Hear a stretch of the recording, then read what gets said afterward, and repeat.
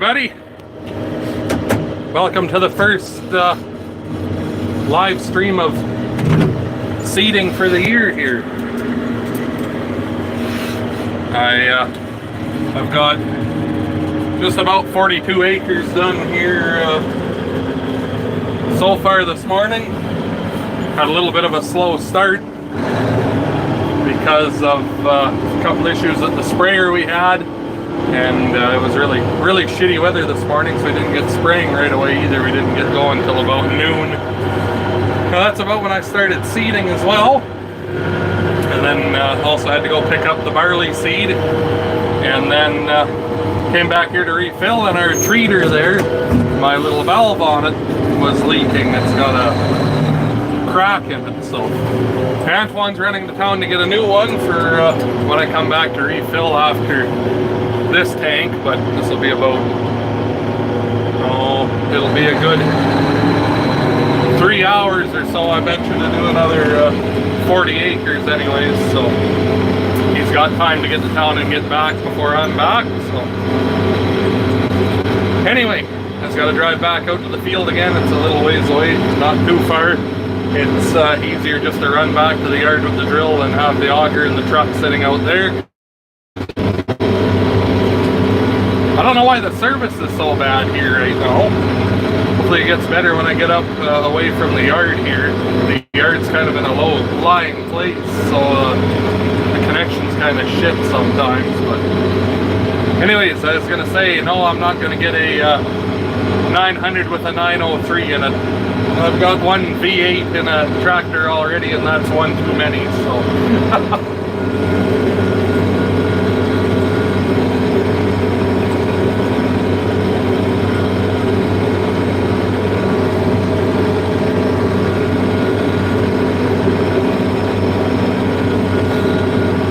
Anyway, I just wanted to get everything set up and going before I got out to the field, so it might be kind of a boring start here as we drive out there, but it is what it is.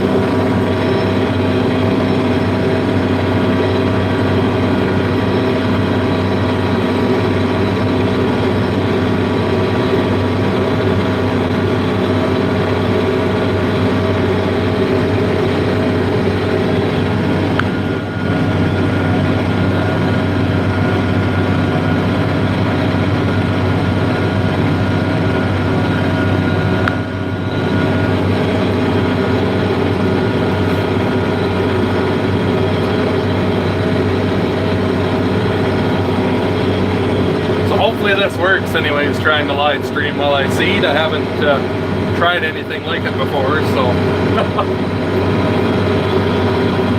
you're laughing back, tires low. I don't think so.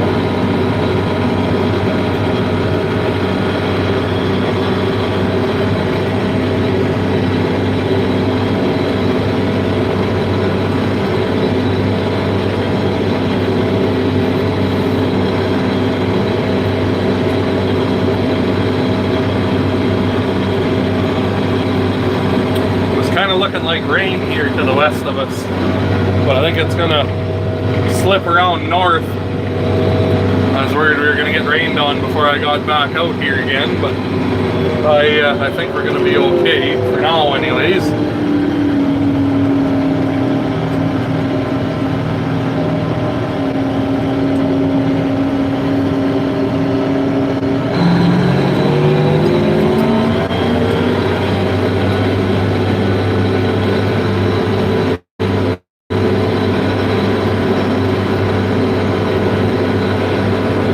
In case anyone was wondering, we're in the 835 here right now. In case there was some confusion, you never know.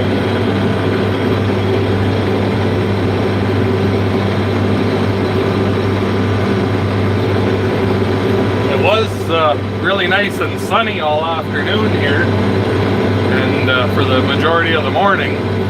Just in the last hour or so here, it's kind of clouded over again. It's not, hasn't really cooled off, but the wind has really picked up again from where it was. So it's been fairly calm. It was really nice when we were spraying, but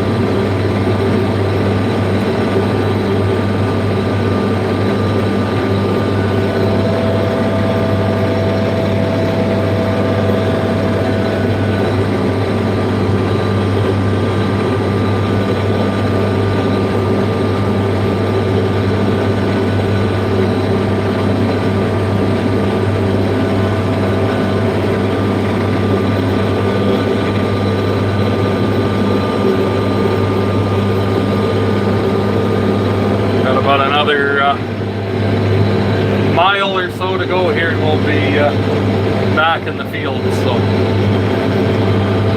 if anyone's already getting bored of the driving.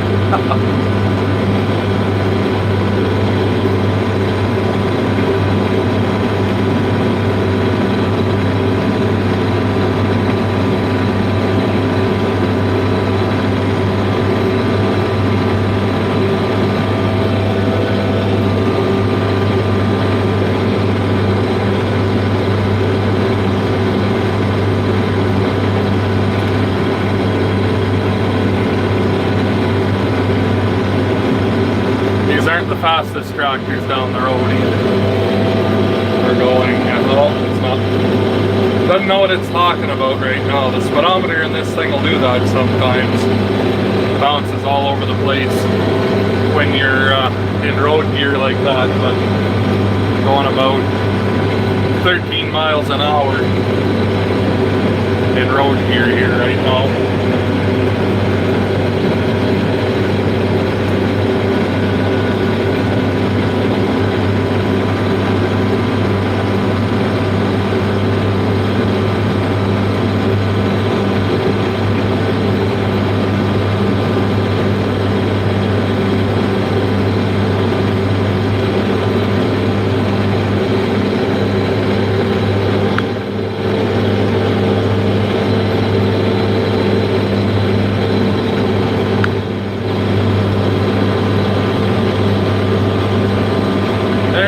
For some reason I had no comments coming through, but now they're there.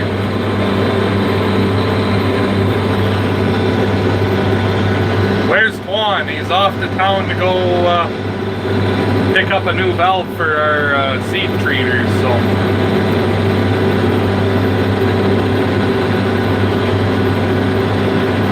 A lot of farmers in the field here. Yeah, there's quite a few anyways. Not everyone's going yet, but the majority of people are. How many acres do you seed? You want to define seed, like how many acres do we farm, or how many acres am I going to seed of peas, or what do you mean there exactly?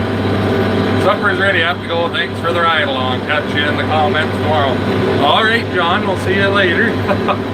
Glad someone can plant. Yeah, well, it was a pretty slow start, but we're going now anyways.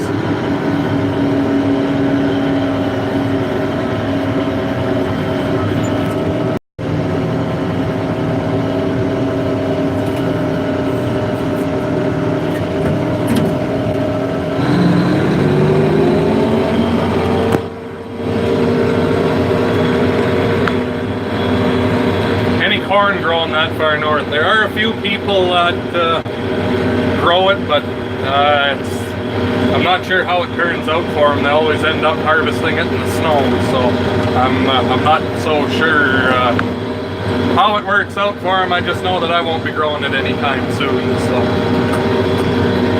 oh, from central Minnesota. A buddy of mine that lives out there in Sask, I got started planting peas yesterday. Send some cottonseed. Ah, you send it, I'll try planting it. I don't know what it's going to think of this climate, but I'll try it. What am I seeding with? We've got the 835 and the old 33-foot Burgo behind us here. I'm seeding at 180 pounds an acre, so 3 bushels.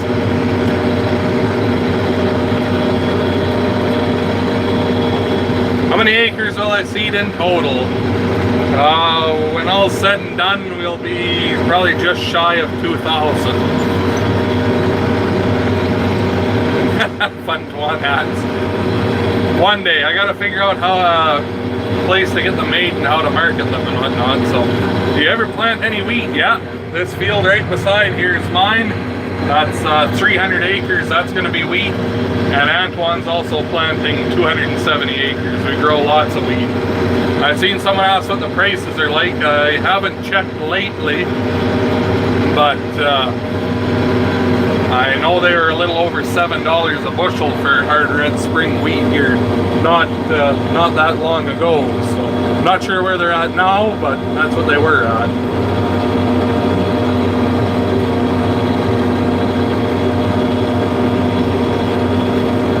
This is all that where we were cultivating the other day with the disc. And the 895, that's all along this side here. I think I've still got a bump on the back of my head from those fucking knobs riding there. You're not the only one. Anyways, this is the field we're going into here, so. No, there haven't been any local dealers yet. Two of the local dealers, I wouldn't piss on them if they were on fire. So I doubt they're going to be offering me any equipment, which is fine because I don't want theirs anyways. So. I need something bigger than an 846 the next time I buy a four-wheel drive after the 895. So.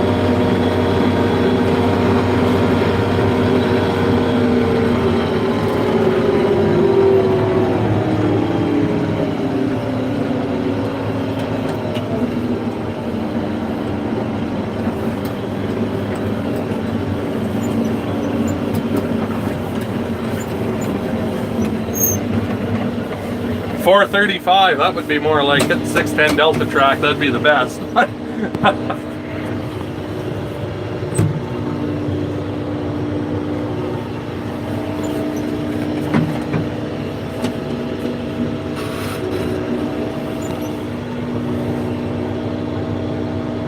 $390, boy, that's not very good, is it?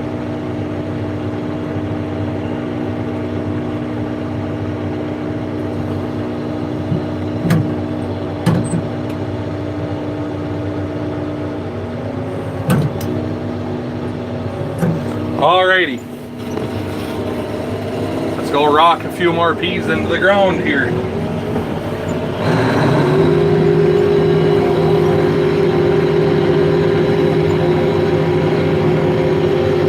I guess I better turn this guy back on too.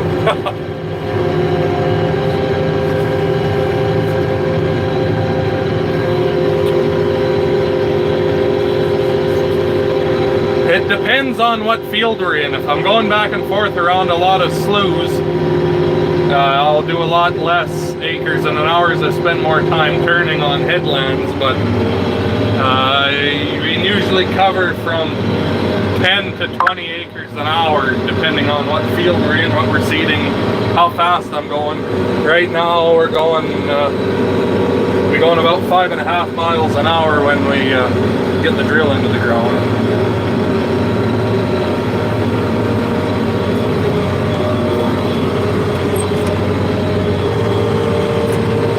I haven't really worked out yet how I'm going to hold you while I steer here when I turn on headlands.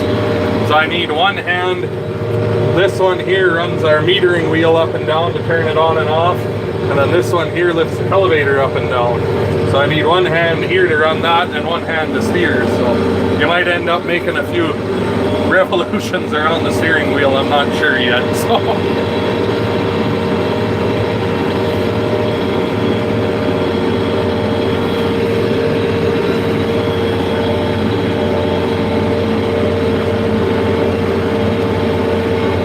No, the outside tire, well, it sort of is.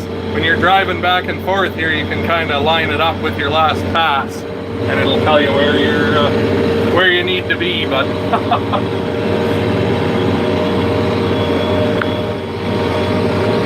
the 1150, yeah, an 1150 would be nice if you could get transmission parts for them.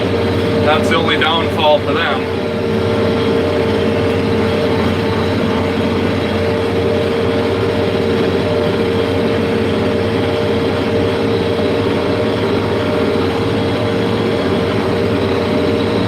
I've got some nice straight passes here ever since there used to be a big slough there and one at the other end of the field, so I could never have these long passes. I was making a few here earlier, the length of the field here, and do an acre in a pass.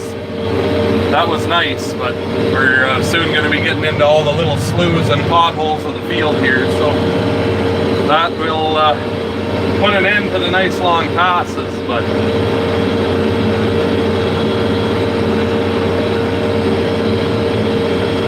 no, I don't have a light bar in here. I thought about putting that one in that I put in the 4640, but I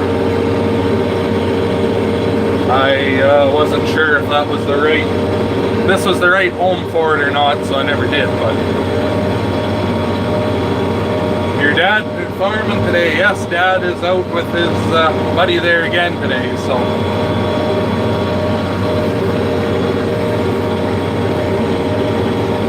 Running his, I think it's I forget what the number is of it, 350 horse Steiger anyways, 9350, I think that's what it is. With the big Morris Maxim 2 air seeder behind it. Alright, let's see how we do this here. At least this headland, I've got more room here, so.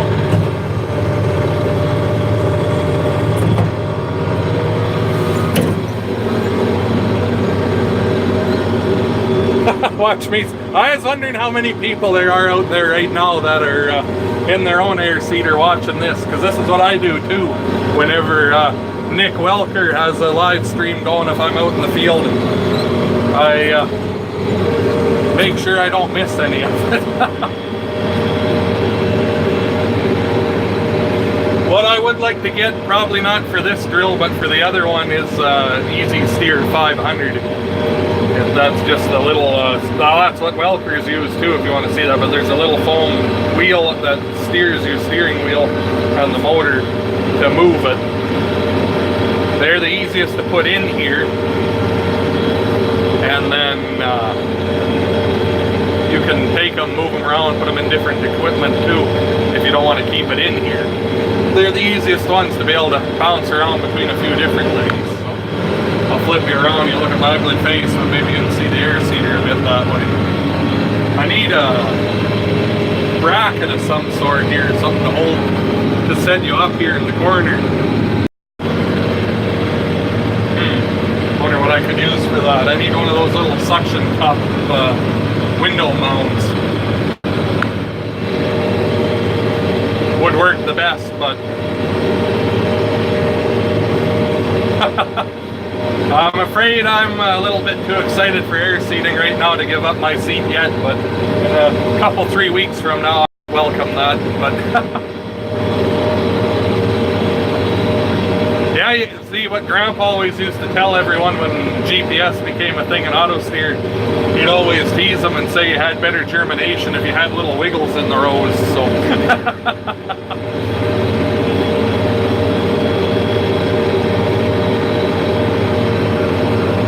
And a corn planter, okay. There's nothing for planters around here. Anyone that grows corn, they use their drill on 12 or 16 inch spacing, but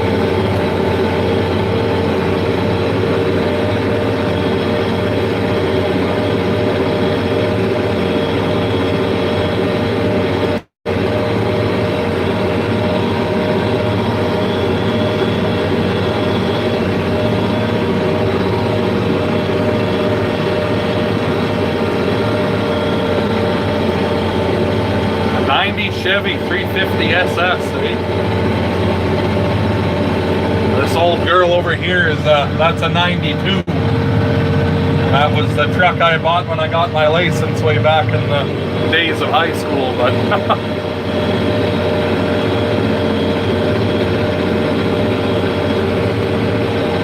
yeah, this one here I don't have quite as much room to turn around, so things might get a little shaky here when we turn, we'll see.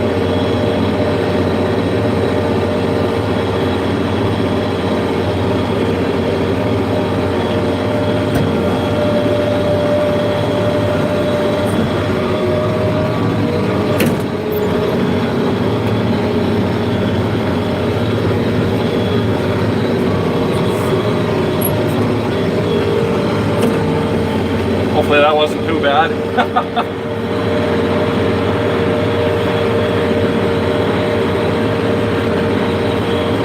It's a hydraulic fan on here, and to run it I've got it's called a proprietor valve. You can see it kind of sitting there up on the back, and then it's got its own set of hydraulics that run the fan over on this side here, and What that does is it gives priority to your fan or whatever you have plugged into it, and that way when you lift your elevator or steer, since that valve gives priority to whatever's plugged into it, your fan speed, your RPMs, will always stay at a constant.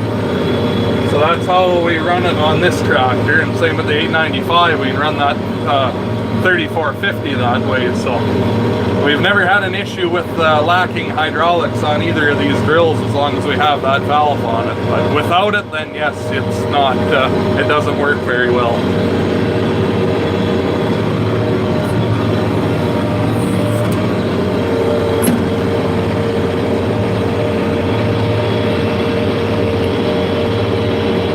An 06 GM 1500, eh? That's pretty new for my books yet. Outback, like okay to the setup.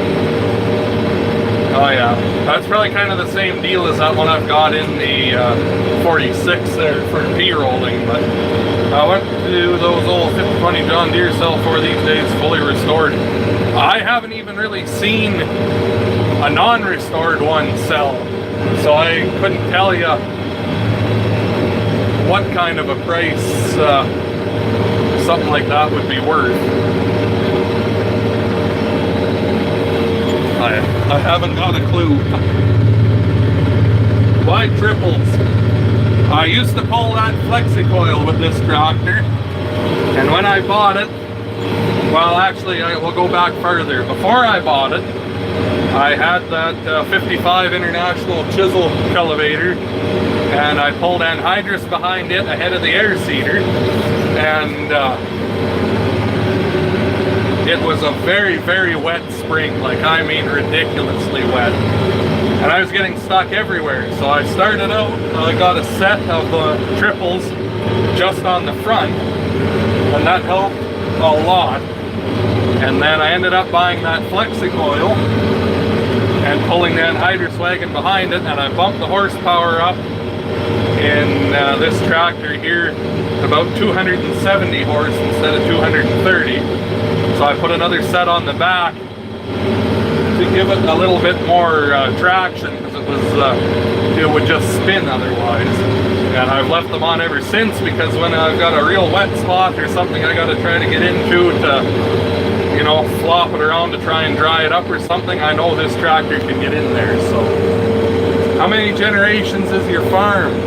I would be, there's great grandpa, grandpa, dad. I would be fourth, and then my little guy, if he wants to farm, would be the fifth.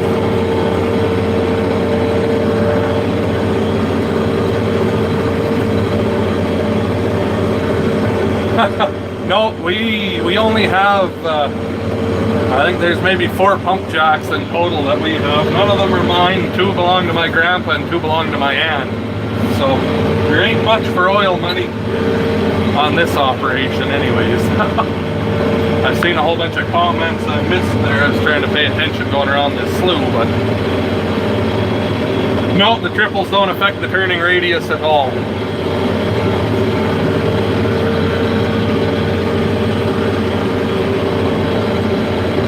I'm gonna use a disc opener, no chill drill like a Deere.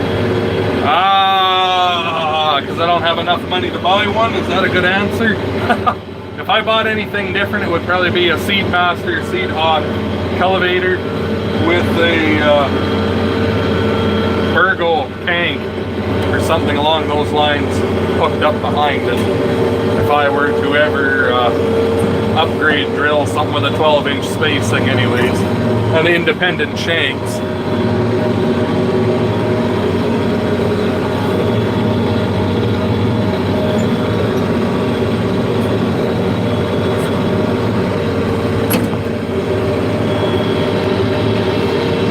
I like the Seedmasters. The only thing, the tanks on them aren't, well, they're really accurate, but they're kind of a finicky thing. They're okay, but I mean, there's better. I think I've got a stump or a root here stuck on the one shank, so.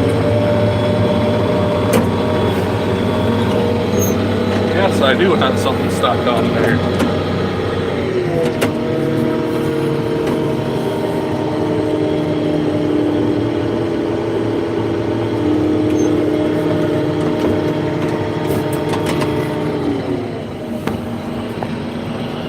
Alrighty, jump out of here for a second. Throw that in the slough.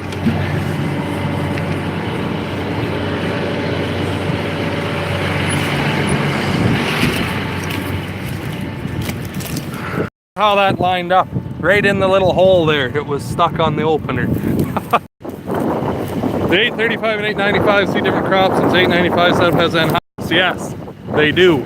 The only thing I see with this old girl here are my peas and my soybeans, because of the 4-row arrows on the back and the single shoot.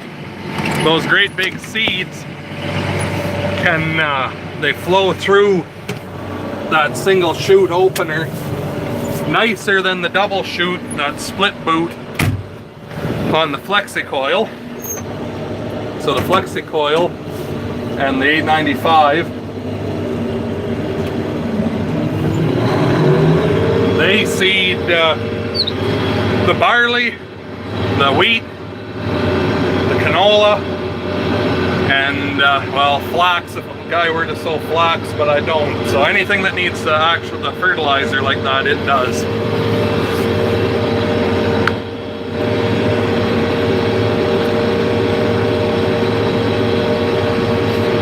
Well, I never was openly looking for help because I couldn't afford to pay someone a decent, fair wage. But Antoine worked for a guy that was a real miserable cunt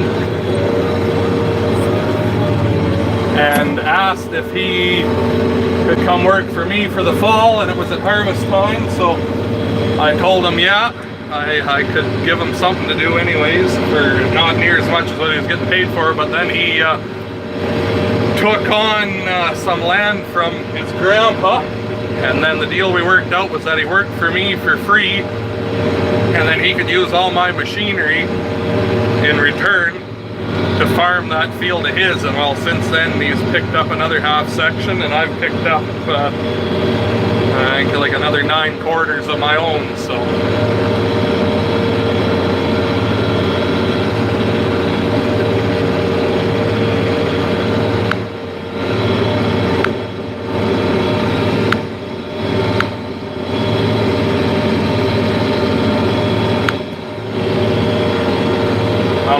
that was. That dude just posted, but they're gone now. Would you ever buy a 4960? I would if the price was right, but it's probably not too high up my list of things I'd buy anyways.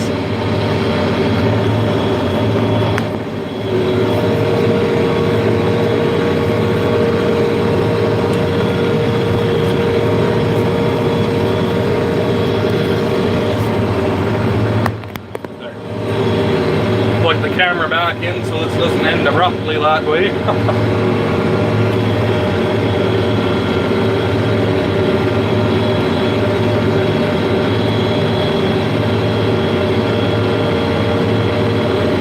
Am I gonna run all 3? I'm gonna do my damnedest if I've got the manpower around to do it. If I got enough people, I'll have everything running, but the trick is going to be having enough people around to drive trucks to keep up to all of them is going to be the issue. But we'll see what happens. They'll do my damnedest to make sure they all make an appearance in the same field together. So I know the year of the 5010, yeah, it's a 1963, and it's a very, very early serial number tractor. Like, it's one of the very first ones they made. I'm not 100% sure off the top of my head where it falls in that category, but I do know it's a very early one. Farm any full sections? No, the closest we come is we've got 3 quarters on a section in the one area.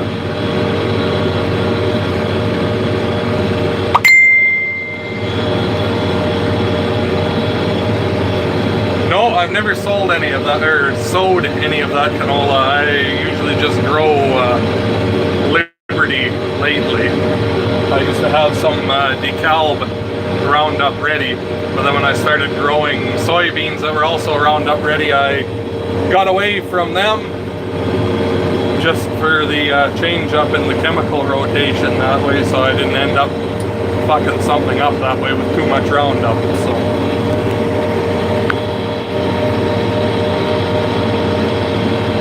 oh, trust me, I'd rather run old machinery over new machinery. They've all got character to them and a story to tell, and they always seem to run longer, better, cheaper than what a new one does. So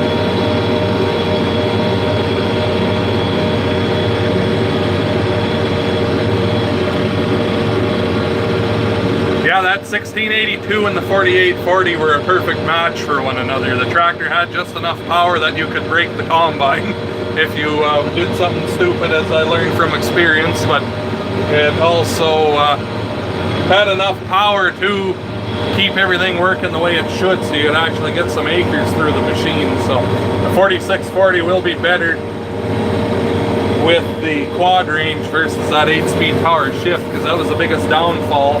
That tractor didn't have enough gears in it, and you're either always going too slow or quite a bit too fast, so it's going to get shaky again.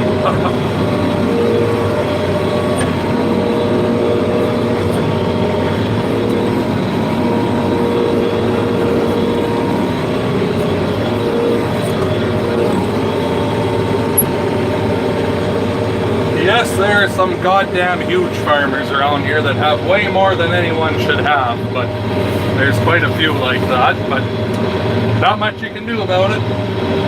You can't compete against them to buy any land, because money means nothing to them. What horsepower does 895 have? It is rated at 310. And I'm still debating whether or not I should give it a kick in the pants like we did to this tractor, but I haven't committed to it yet, so.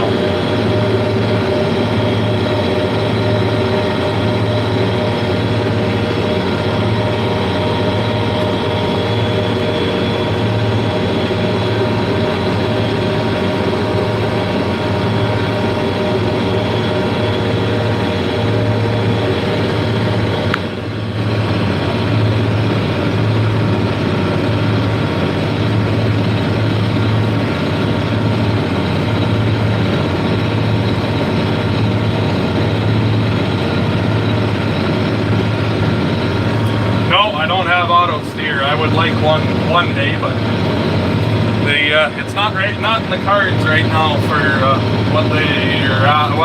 what they're worth versus what I gained by having one.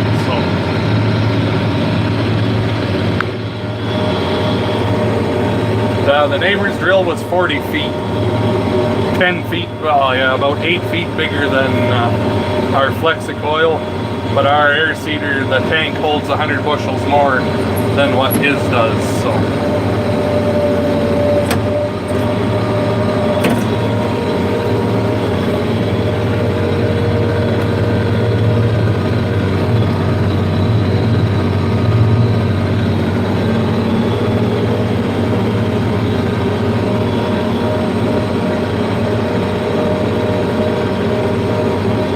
How wide is this drill? Well, this one here is 33 feet, 32 feet. It's 1 foot smaller than the Flexicoil.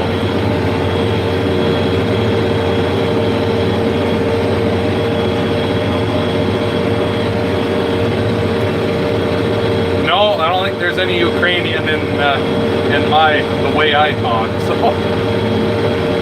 One is, well, he's probably home by now, but he ran to town to pick up a new valve for our seed treater. It buggered up and started leaking on us when we were filling up here, so had to go to town and get a replacement for that, so we can use it again when we go back to refill again here in a couple hours time. That won't be until we're at about 80 acres, so.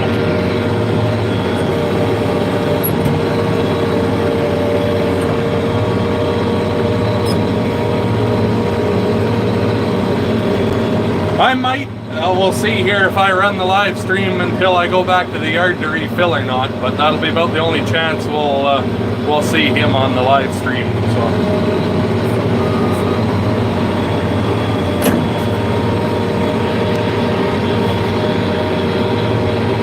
This field is actually the driest it's been when I've seeded it in the last, well, in the 5 years I've been farming it. This is the driest I've seen it, or the closest to normal, so to give you an idea how wet it was when it was actually wet.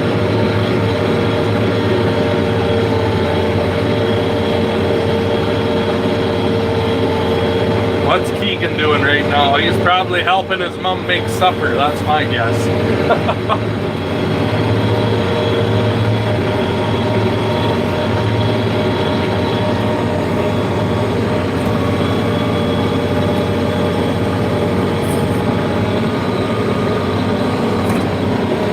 All these used to be right full of bush, and quite a few years ago it all got pushed because they had all drowned, and the dead trees every time the wind would blow were falling into the field. None of them were alive anymore, so we pushed them all, and it's been so wet ever since, nothing's really come back in any of them, but they were a hazard the way they were. It's like I said, every time the wind blew they'd all fall over, so.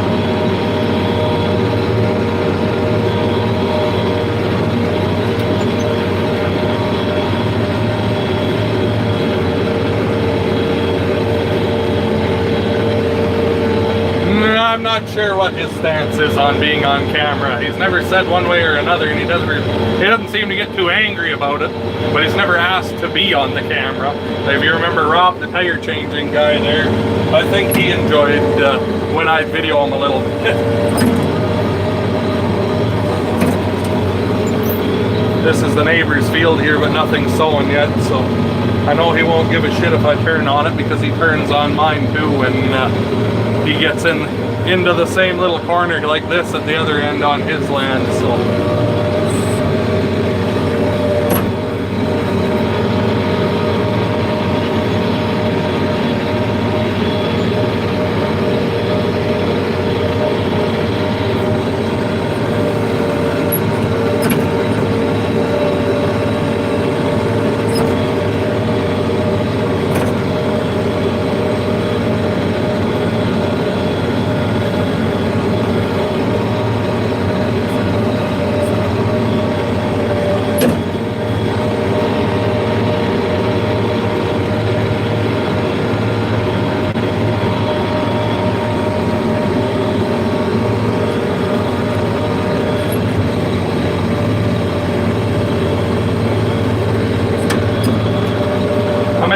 Of peas am I doing? I only ever sow a quarter at a time, and this field here is right around 120 acres, so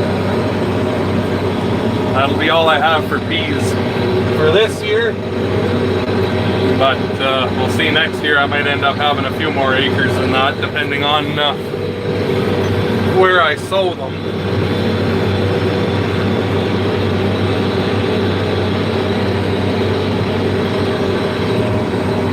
He's a heavy-duty mechanic in the oil field, so he fixes cats and scrapers and rock trucks and all that kind of fun and interesting things, so in the winter time anyways. And then he does quite a bit of work in the shop for neighbors on their equipment as well, whatever they may need done to their any given thing.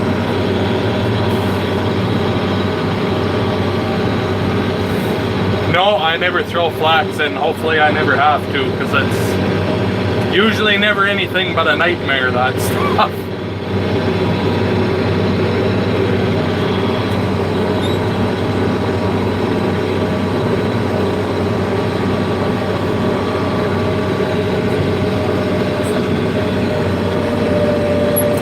I've been stuck once while I was seeding. It was with the 895 and the other. It was with this tractor on the FlexiCoil yet, before I had the 895. That would have been 2 years ago. And rye, I grew fall or winter rye once, and I haven't since, because there really isn't much of a market for it. It's not really worth anything, so.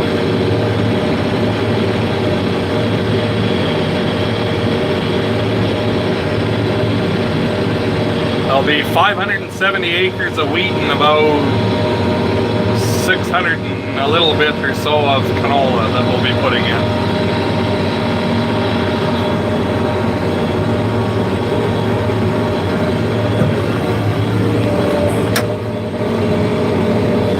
I'm growing Amarillo yellow peas here.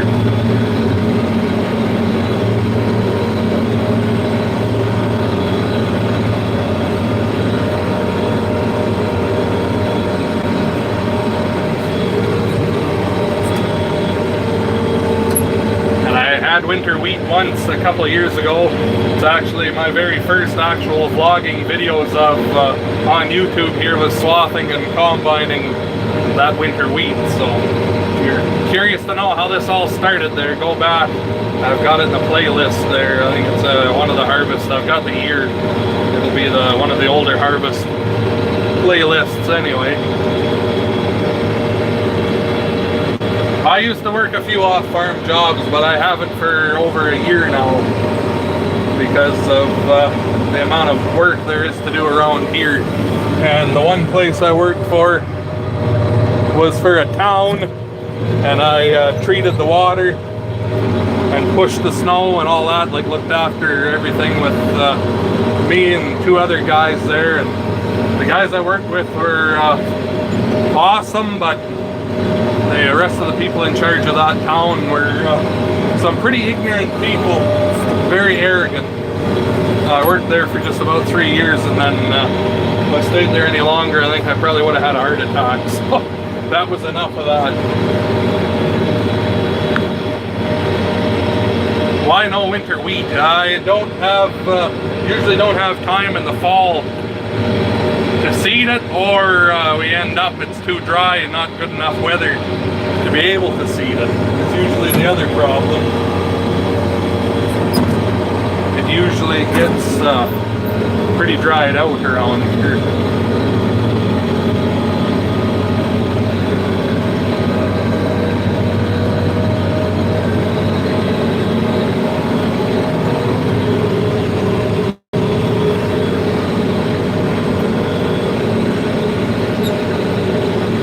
Always end up with all these little triangles in this field because you end up going back and forth around those potholes and sloughs, and you end up with these little triangles, and you overlap half the air seeder each time you get to the end of a pass. It's really quite a piss off, but Mr. Fackett, you're here.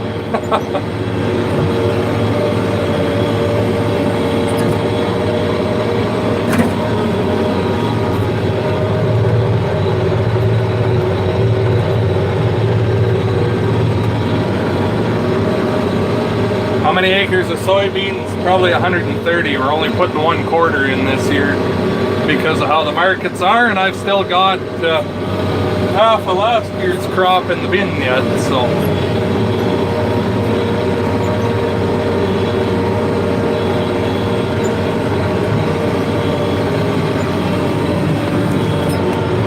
Say that again, that Trudeau has to go.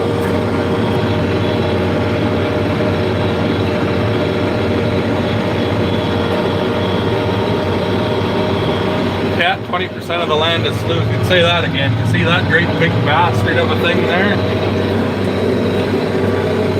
And then what it does, when it's wet like that, is you end up with these alkali spots, and nothing wants to grow here but kochia. In some of these little areas close to these sloughs, because it's always wet, but there's not much you can do to fix those spots, so.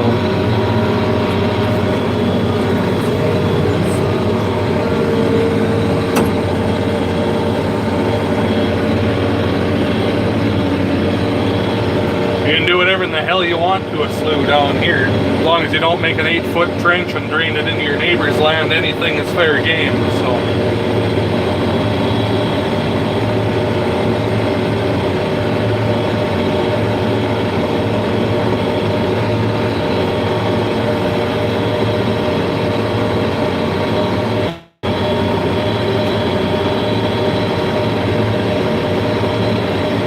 X-ray laser eyes, he's doing real well.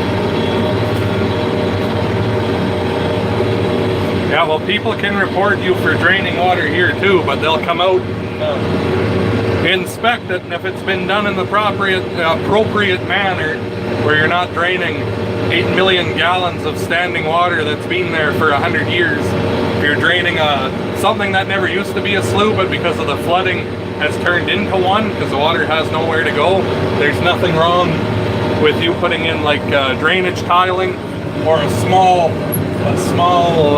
drainage ditch to get rid of that standing body of water. But the other thing too, you can drain everything you want, wherever you want, as long as it stays on your own land.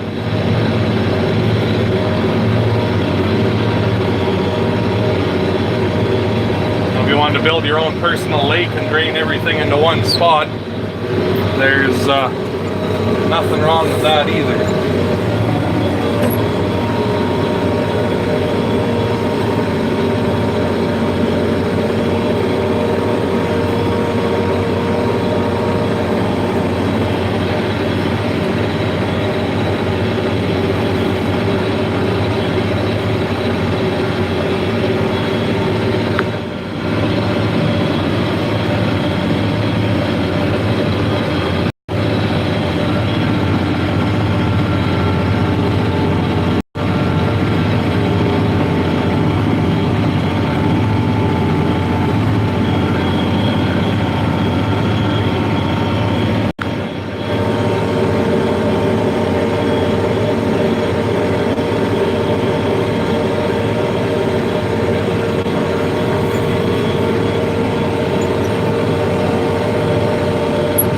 Why don't I show my face? Because sometimes I like to go back and watch my own videos just to look back at the year and see what we were up to. And I don't like looking at myself. I can hardly stand to listen to my own voice, honestly, so.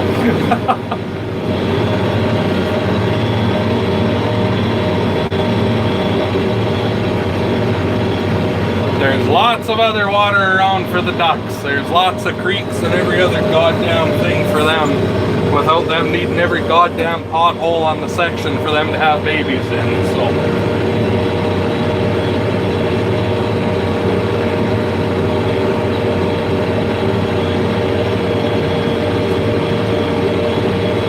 Is that a good enough reason, Matt Hubbard?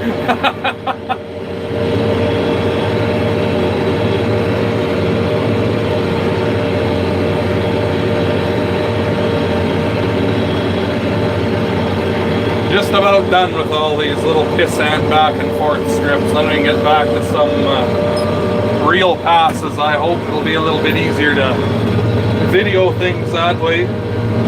Won't be turning and turning and turning like we are in this little corner, so.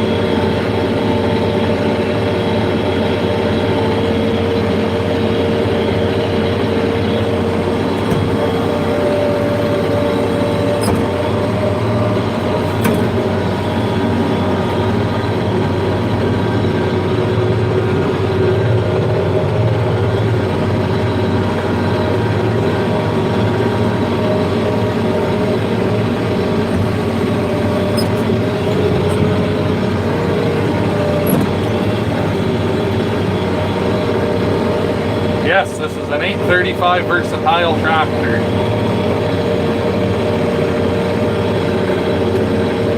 Well, there's probably a few you southerners that come up here after geese in the fall, but don't see too many around here. That or I don't pay enough attention to notice them.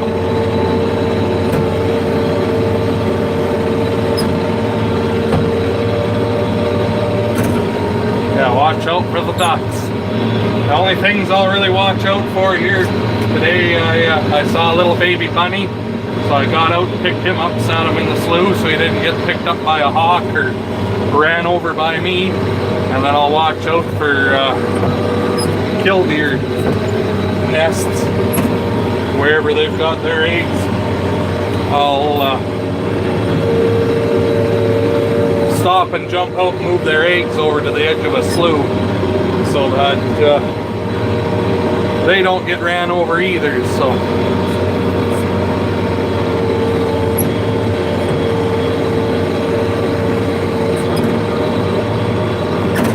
if anyone's got questions for Dad, I see he's commenting there, so he's apparently watching the live stream while he's air seeding with his fancy auto steer there.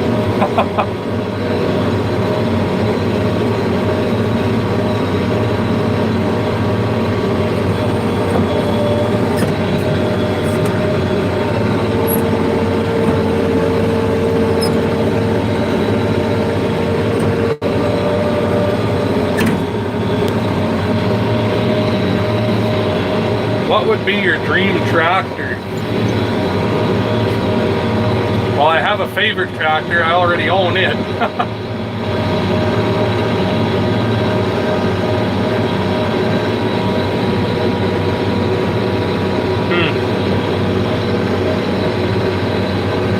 Well, it would be a Versatile four-wheel drive, something newer anyways. That would probably be fairly high up the list if I had to pick.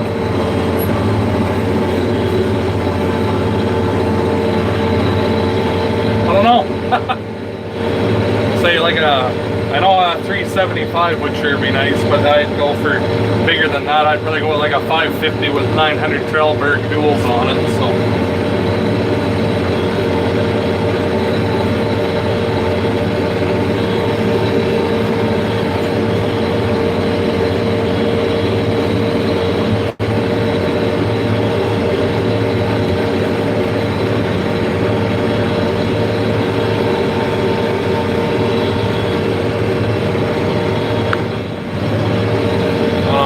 Place to hold you guys to see something different. Not like that.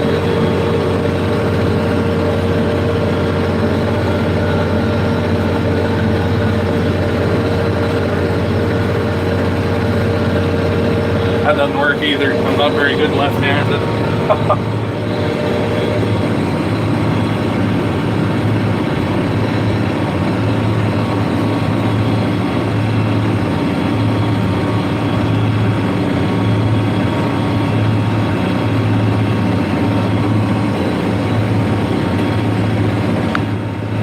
We got to make one pass here before we hit another slough.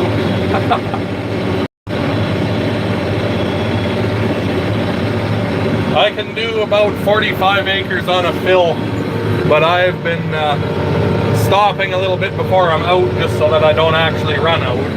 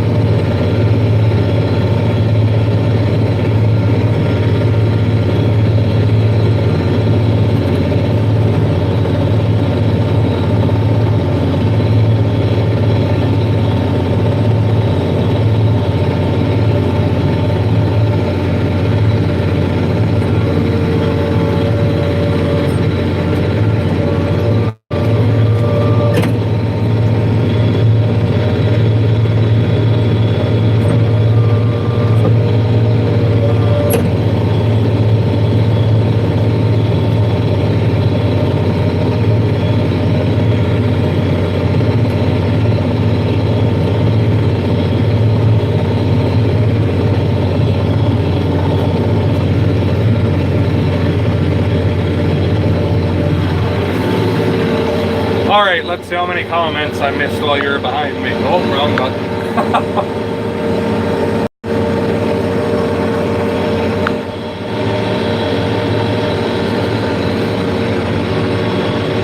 No, this air card is just a 135.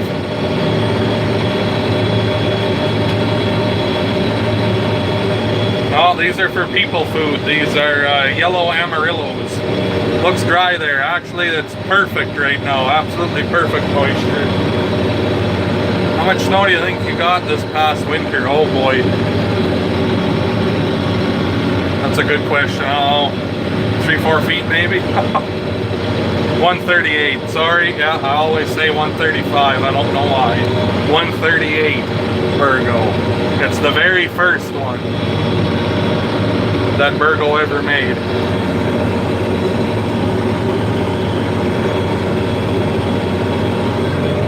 Well, we're up to just about 53 acres here now. After the end of this pass here, I'm going to jump out and make sure don't have any plugged runs or anything stupid going on like that. And take a look in the tank, make sure things are going down the way they should be. And yeah, make sure everything's working the way it should be.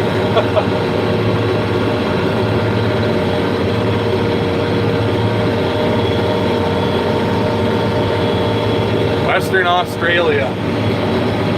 That's one place I've always wanted to go and see how big the fields are for real out there. Because I've heard some stories that you've got some pretty goddamn big pieces of land out there. What's your dream combine? It'll never be a John Deere, I'll tell you that much for free. Dream combine? I don't know, 9240 Case IH, I would have to say.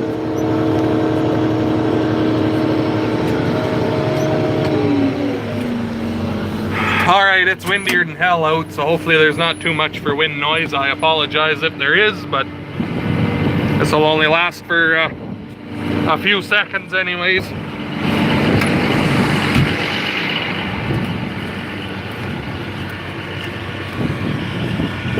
Now here's how this thing meters out anyway. This tire's on a hydraulic cylinder and it pushes it down against there. It turns the wheel, turns all the chains, makes the meters meter.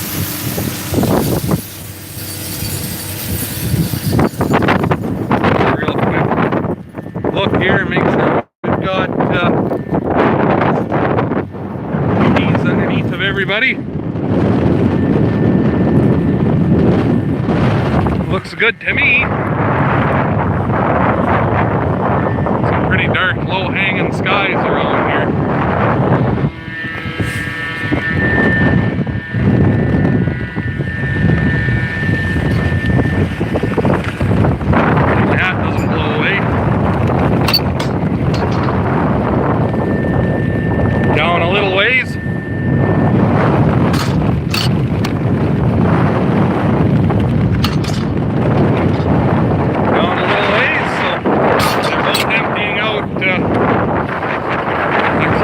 Same speed, so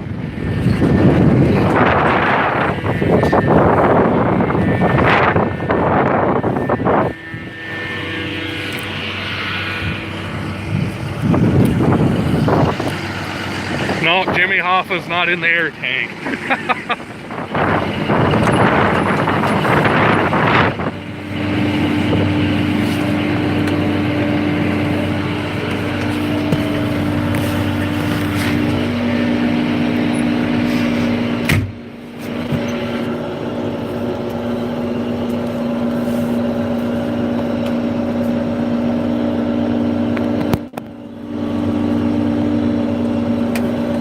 Those Lexons are a combine I've always wanted to try out just to see what they're actually like.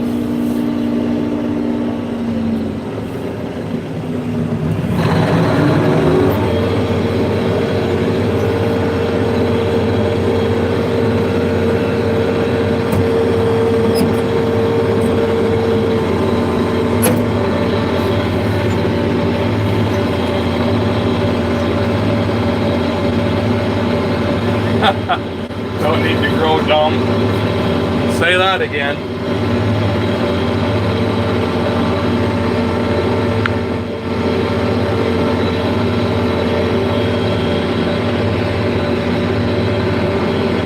Well, aren't Lexons basically the same layout as what a CTS was?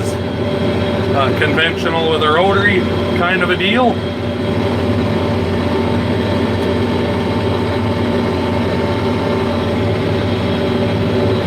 Well, there's a lot bigger drills than that around here. There's a few that are 100 feet. And they pull a couple thousand bushels behind them, so there's some goddamn big outfits around here.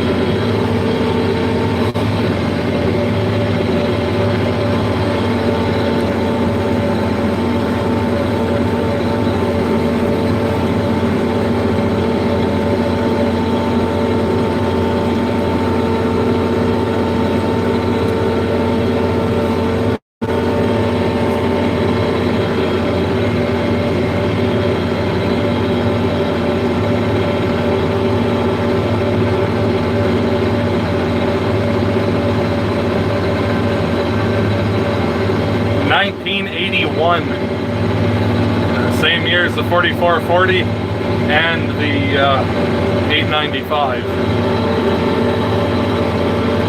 How do we know there's a fence line? Well, sorta, you just know. Everyone's farmed their land so long here, everyone just knows where the line is.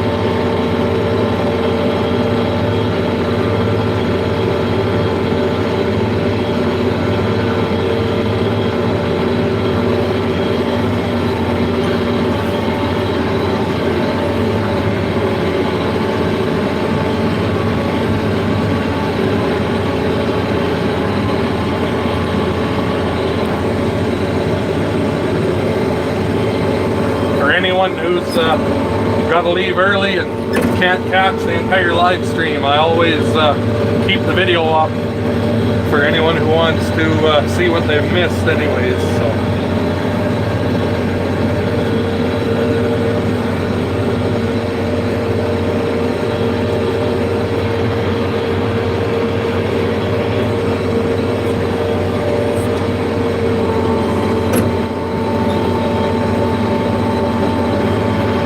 Holy, 3 kilometers long, eh?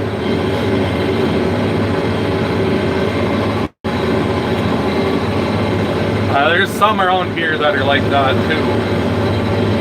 They're a full section all in a row.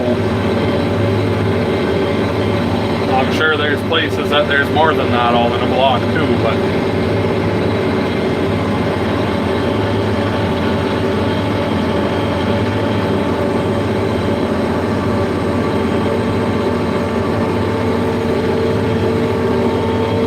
nice straight line. Yeah, I was making full acre passes along the road there where all their construction was.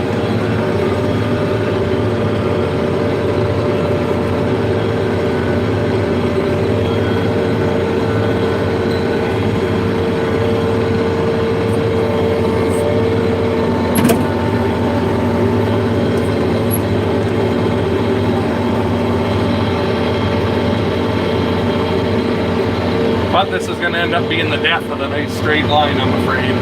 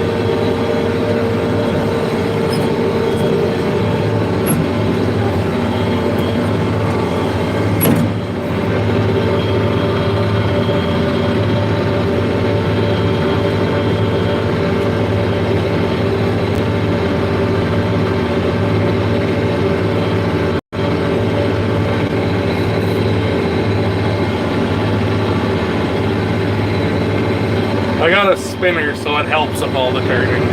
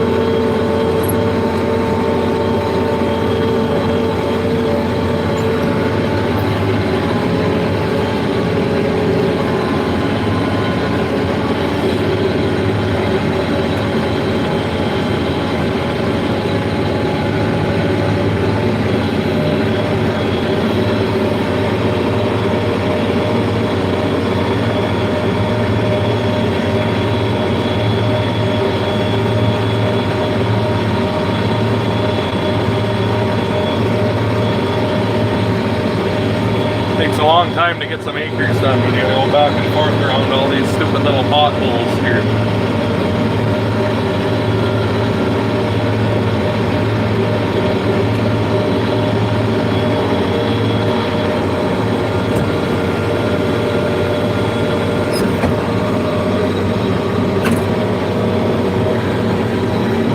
It'd be right around 270 horse, and yeah, it just plays with this air seeder, especially with those just 1-inch knives on it.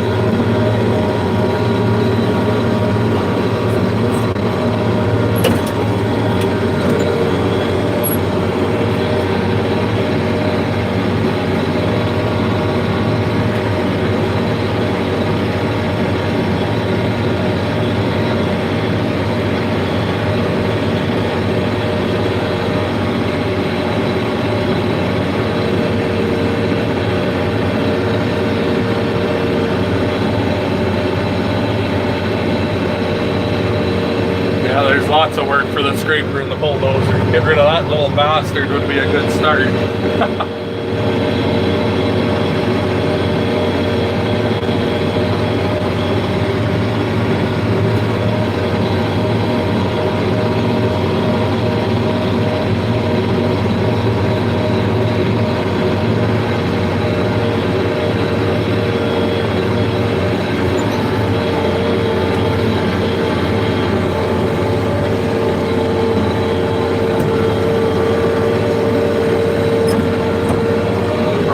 North Portal, eh?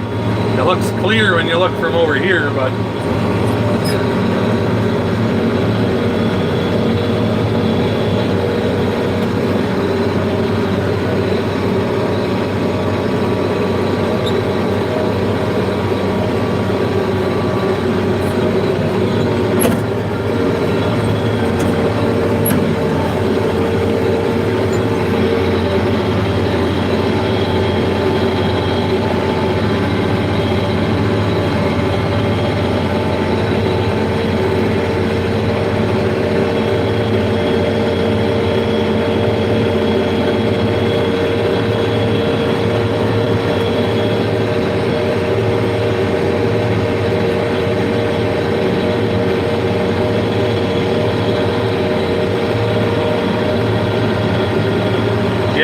that's the one that was coming right at us, and it kind of slipped around, but I'm looking at this one coming here. I'm thinking it's going to get us, but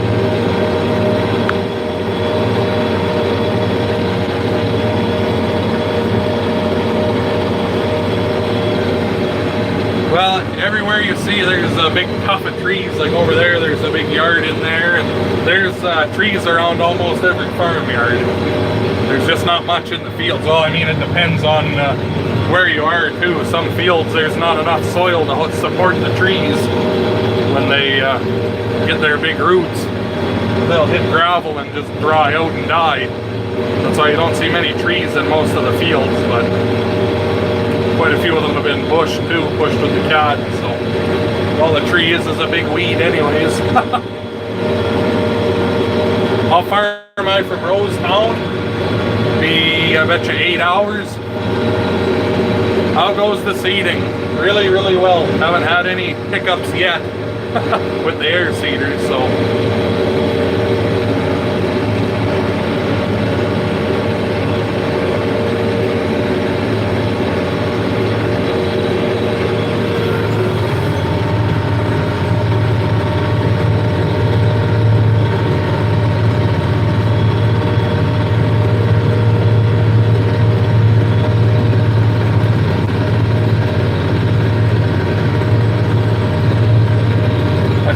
Shots of the seeder, but I gotta sit sideways in the seat and steer like this, so.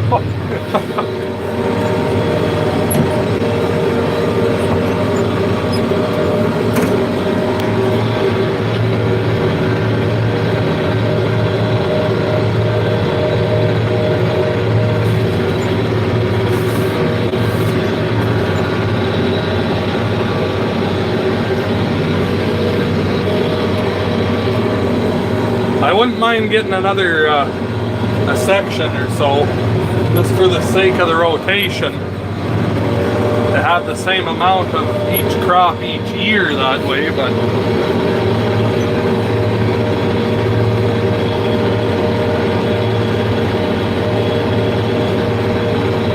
well, it's not real cold here yet, but it's supposed to be this weekend or something again. I don't know why things refuse to warm up, but if we're on the same size seeder with the 4640, that would be a pretty cool setup. Lots of trucking to be done on a farm, so.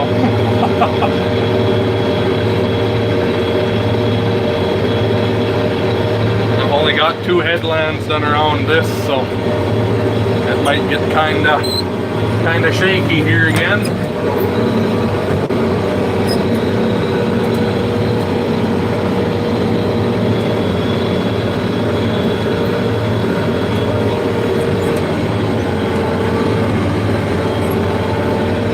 Looks like she's raining pretty damn good up there, so we might be shutting her down here if it rains a lot. We'll find out what it does, I guess, but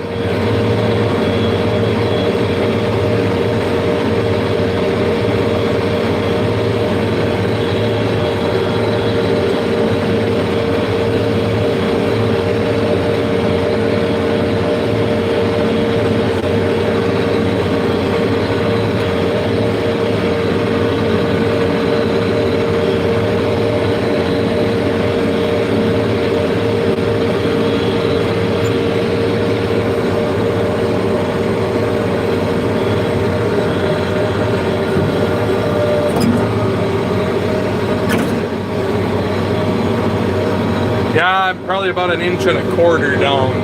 There's lots of moisture beyond that, or like you don't need to be that deep, but I was having enough seeds laying on top of the dirt yet that I wanted to get down a little bit deeper, just to have a little more cover on them, so we went down to 1.25 inches, so.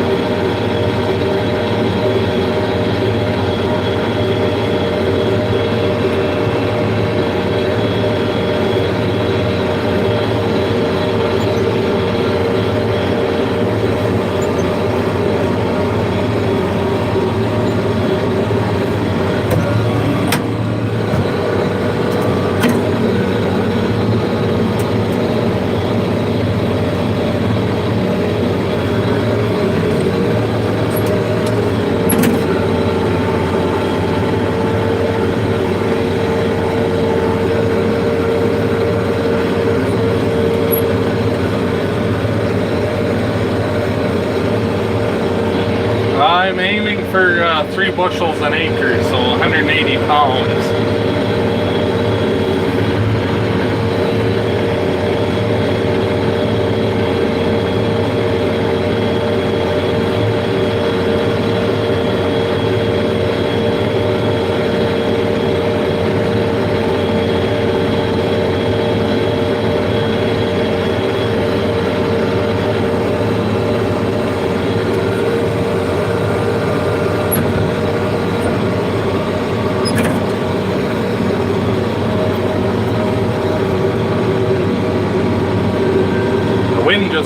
quite drastically here all of a sudden as this big cloud is blowing over.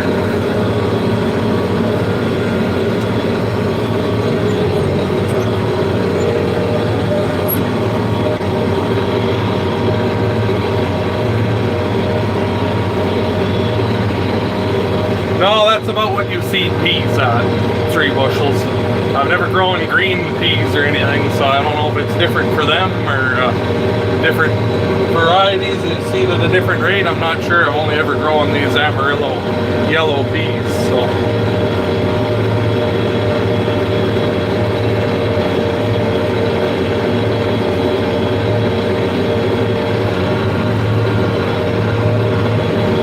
I'm starting to see some spits on the back window here.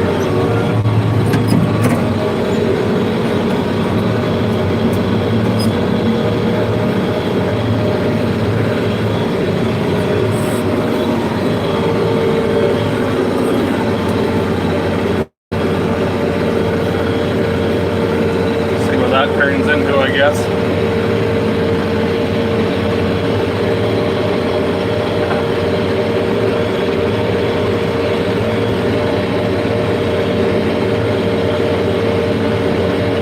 Hopefully this doesn't amount to too much here, but it's looking like we're going to get a sprinkle anyways.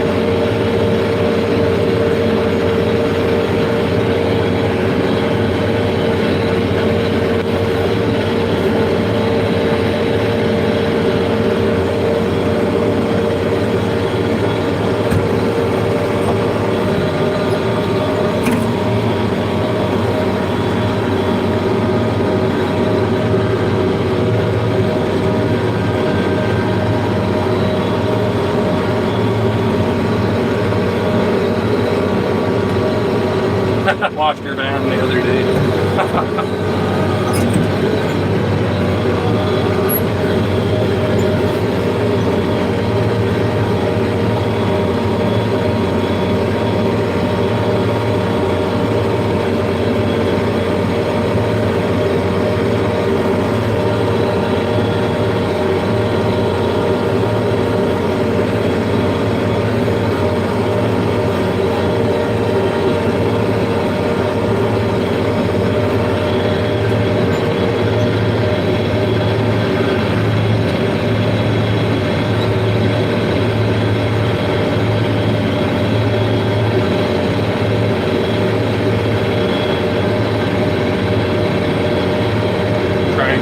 A little bit more room here for to do a headland around that slough, and I might jump over a ways and make a new line across the field for going back and forth on that east and west.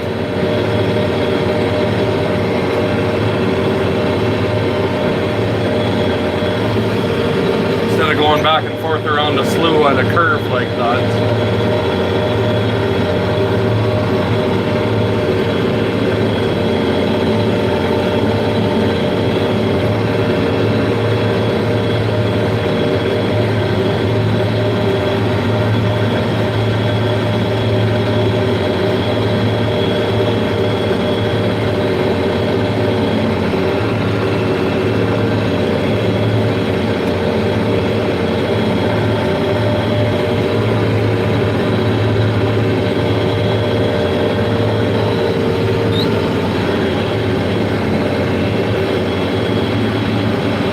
This was canola here last year.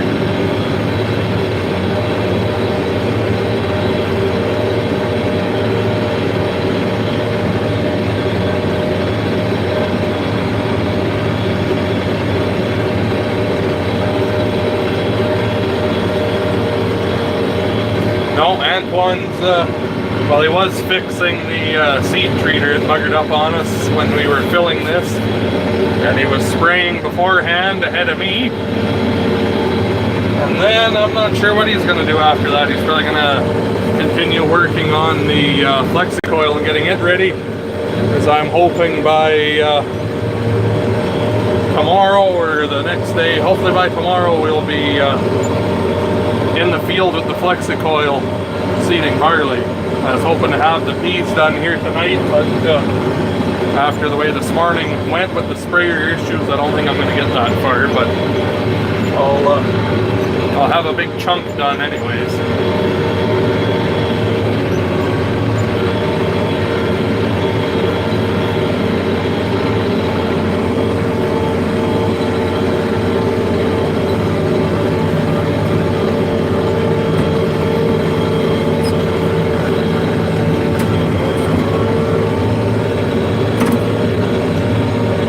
Okay, I'm gonna go over here and I'm gonna make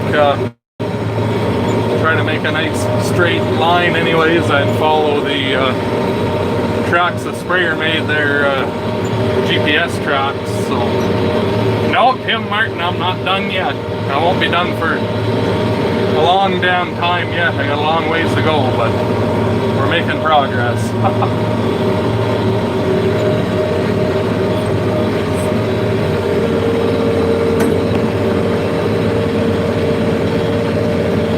Yeah, just enough to make everything want to stick to the windows. That's about right. I'll let it dry a little bit and then I'll jump out and try and dust it off after, but anyways, we'll see how good my internal GPS is here, how straight of a line I can create. And yeah, you can sort of see the sprayer tracks there. I'm gonna try to follow them, and that should give me a nice straight line here anyways to follow. Hopefully I don't hit a slough on my way across here. That'd be about right.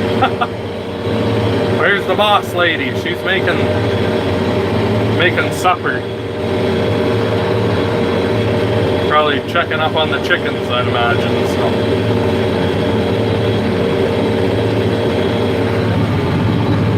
49 acres. So there, with all that turning and everything, we've done in an hour and 15 minutes, we've done 20 acres. So with all that turning like we were doing, so that's not too bad if I say so myself.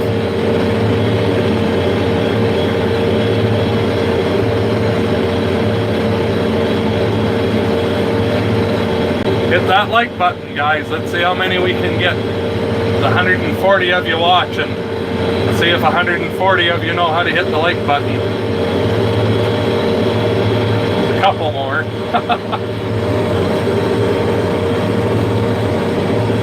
Yeah, there's not much for trees out here to line up with, so I think my line's a little bit curvy, but it's not too bad. It'll be good enough.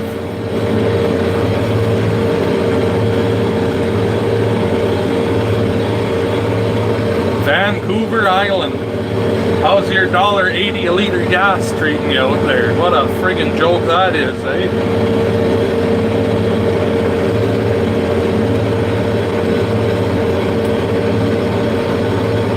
Okay, we're gonna hit this headland here.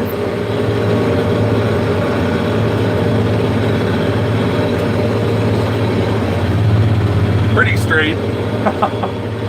And make this so I've got 4 to turn around on. It'll be easier that way to video on the headlands, and then we should have some real good passes here for a little while again anyways. So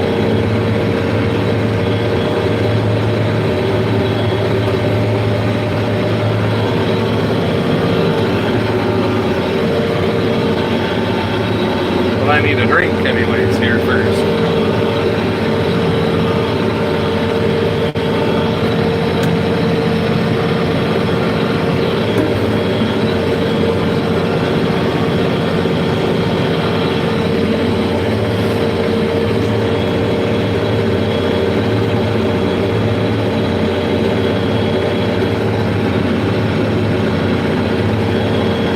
Be a bit of silence every now and again because I don't always have a million things to talk about for an hour and a half. So if you guys got any questions or anything to add to the conversation, throw her out there and we'll have something to talk about that way.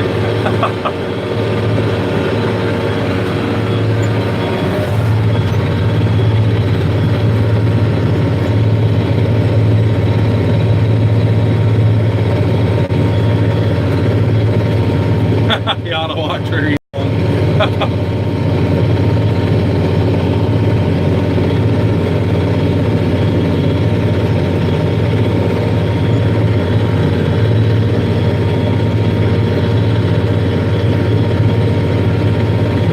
It would be nice to see 150 bushels an acre barley, but we got to be realistic.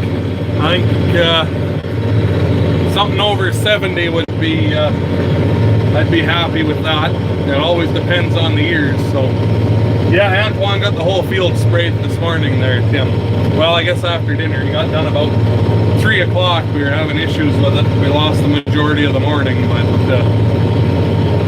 we got her set back together anyways, so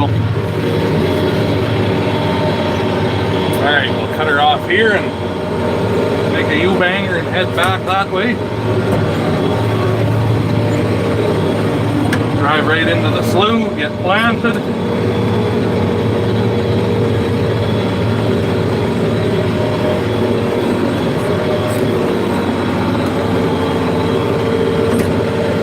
Where's your hometown? Right over there across the hill, you can kind of see some evergreens poking up. That's the hometown right over there. It's called, the name of the place is called Bellegarde. It's not really a town, it's more a hamlet. There's like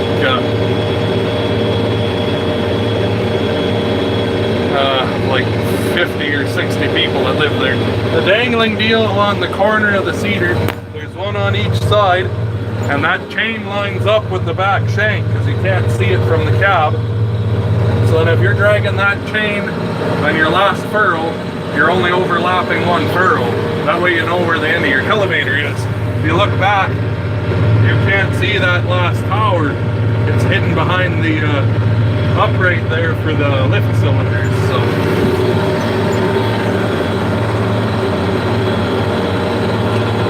there, clean again.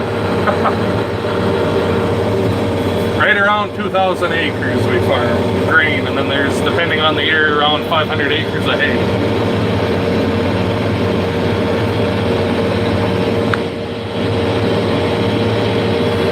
Yeah, right. Plant the tractor and get baby tractors. If only that was how it actually worked.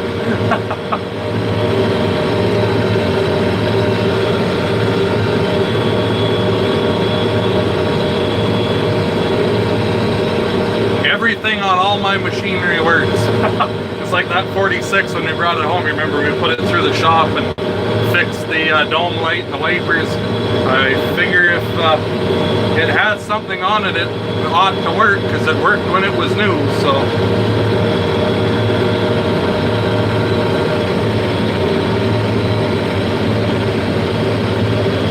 no, I don't have one of those. It would be pretty cool to have, honestly. I've seen little fridges there. You put like 6 cans in them or whatever that plug into your cigarette lighter. Something like that I wouldn't mind. Dad has one that plugs in to a cigarette lighter like that, but it's actually like a little oven to warm up your dinner. You plug it in for 45 minutes or whatever it is, and it'll have your lunch warmed right up. So when it's winter time out, he's working outside or whatever, doing whatever, wherever, he definitely appreciates having it.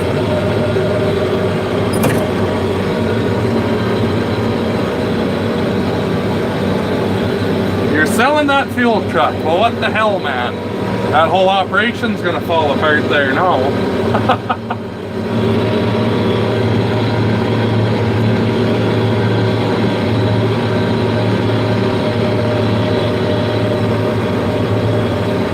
Yeah, I watch a few farming YouTubers. I'll watch the odd one of the how farms work there when it's something about the 4640. Or when they're making hay and whatnot, I watch a few of them. Millennial Farmer, I quite enjoy his, and then Welker Farms, I watch every single one of his episodes. Northern Farmer, I watch all of his. There's a dude called Bame or Bame Farms. I just watch him to bother him about his internationals, because there's not too many other farms on YouTube that are all about international like him. So it's kind of funny since this farm's the exact opposite. but he got a 2+2 layer last night in his videos, so I was kind of poking some fun at him about that. And I know a few of you were commenting on my comments about that. For One Lonely Farmer, no, I don't watch him that often.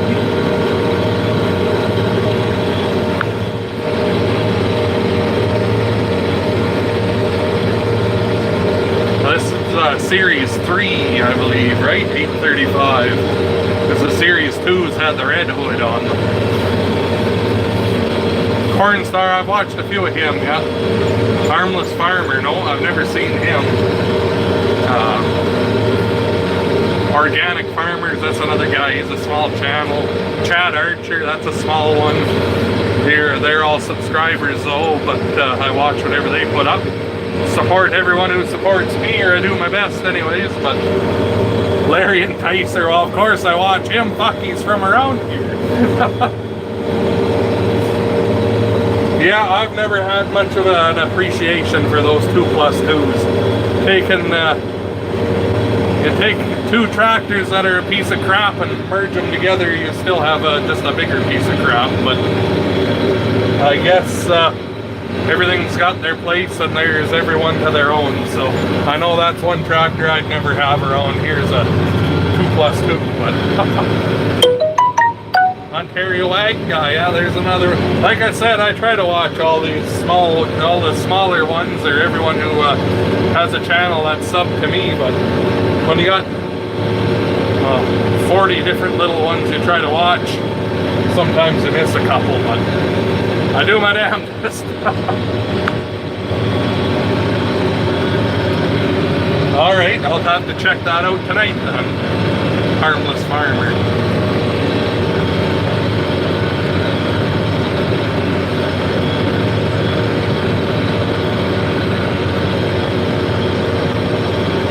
Well, the sun's gonna try to shine again, I guess, there after the 15 little spits we had.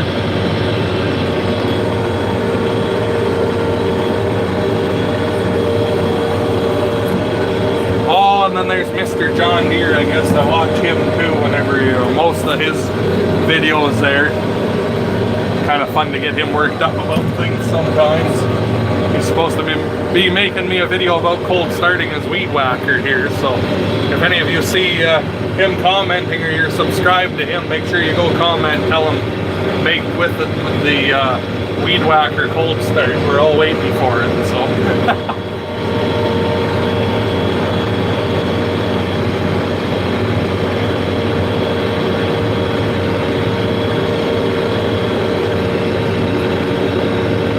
Lost his arms, holy Christ, the living mighty. It must be quite the interesting challenge trying to do stuff with no arms.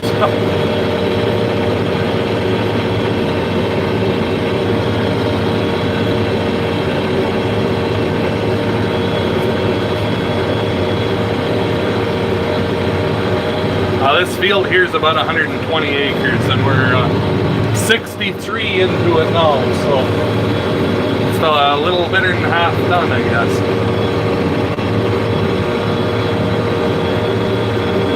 But a lot of the acres I got were from when I was doing headlands. I had 16 acres on each headland times 2, so.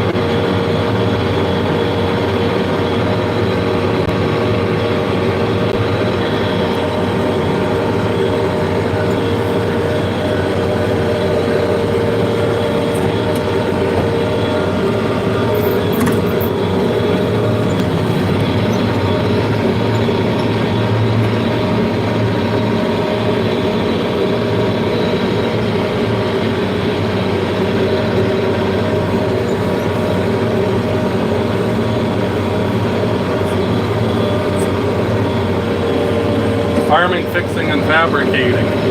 That's, I think I've seen a couple of those, that guys. Dream Tractor, we've been over this once. The 50-20, 50-10, those are my favorites of all time, forever and always will be. But, like I said, well, I got 610. I don't know if I'd get a Delta track. Maybe, I don't know. I like tires, but the tracks are better. I guess a 610 Delta track. I'll change my answer from last time. What am I averaging for speed? Speed, 5.3 miles per hour. And I'll seed soybeans a gear faster than this. I'll go about 6 miles an hour in them. Just because they're only going a bushel and a half an acre, there's a lot less product you're trying to blow through the drill. Whereas this right now, I'm seeding 3 bushels an acre, so you end up putting too much product through too fast. You can't get enough air, and you'll start plugging off your seed runs. So.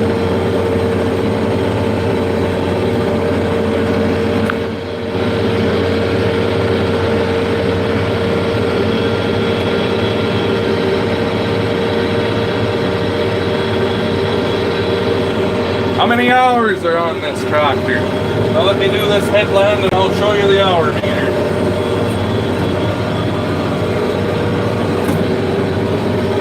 Grandpa bought this tractor in the very late 80s, or maybe it was 1990. In there somewhere he traded a 4640 off on it.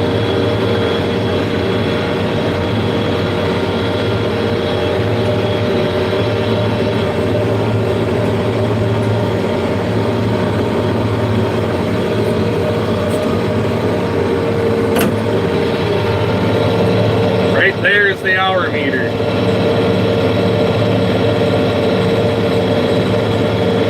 I've got a 700 and that thing's enough of a pain in the ass without having a 555 triple nickel around. Grandpa Henry had one of those. My other grandpa there, the one that's still alive and kicking and farming there whenever he feels like going out to do something. He had one of them and he said that's the most goddamn worst piece of shit he's ever owned, so.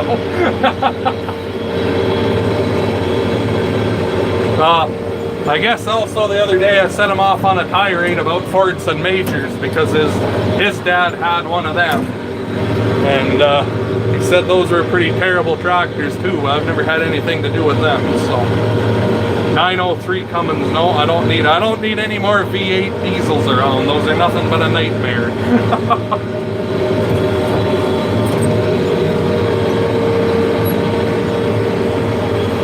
No, I don't. I've got a flag for this one, but I ran out of time to get it put on, so. John, you're back again. How was supper? See, I don't have a flag on here. I do have one for it, but.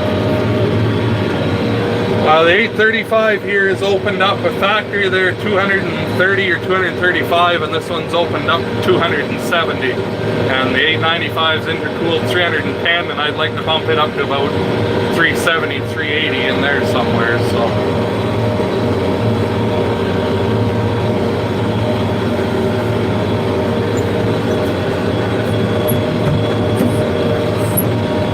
See if I can make some of you mad. I don't know if you've ever heard this before, but so the 855, that's an inline 6, and your 903's a V8. So the one I've always heard, 6 in a row, ready to tow. 8 in a V, you probably sit down to pee.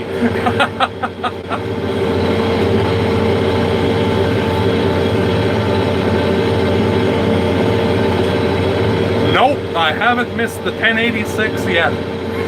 Not one iota have I missed that tractor.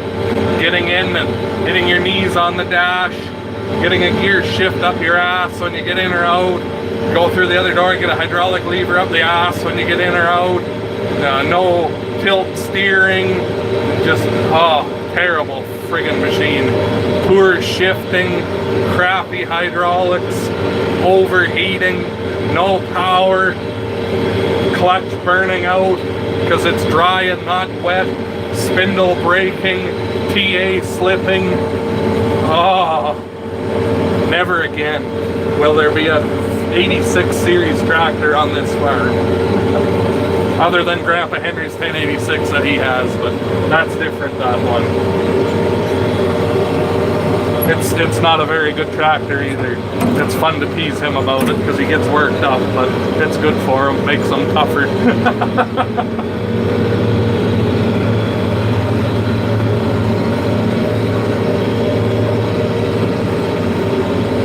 can only imagine some of the comments you got on there. The international guys can never accept that their internationals obviously aren't as good.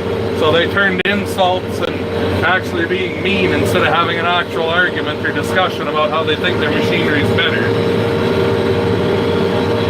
I saw one today and it said, you know, International would have had something if instead of building machines in the 70s that compared to things from the 50s, they actually built machinery that matched what John Deere had.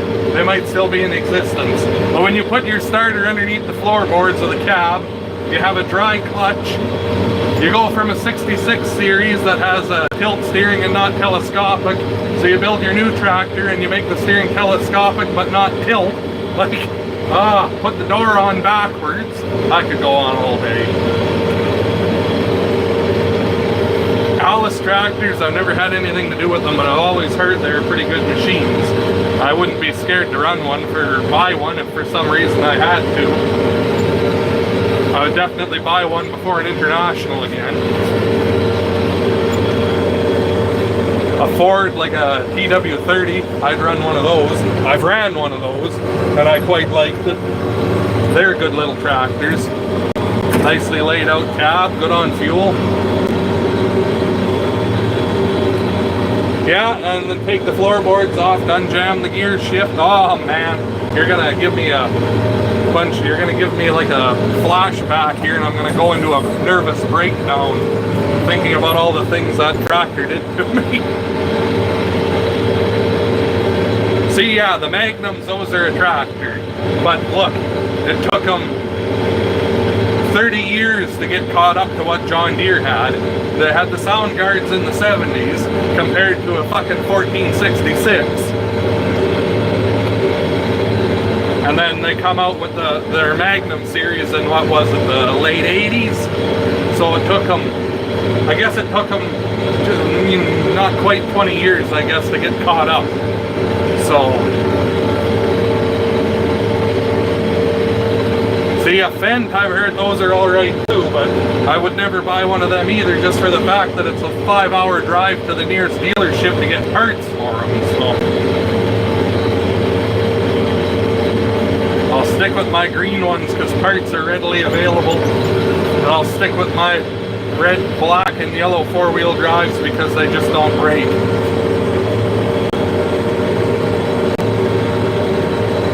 Yeah, see, I'll agree with that. International was kind of ahead of the game a little bit there, right up until they come out with the 4010. And right there is where International shit the bed. They took their 460 and they just kept bolting parts onto the same layout. Starter under the floorboards.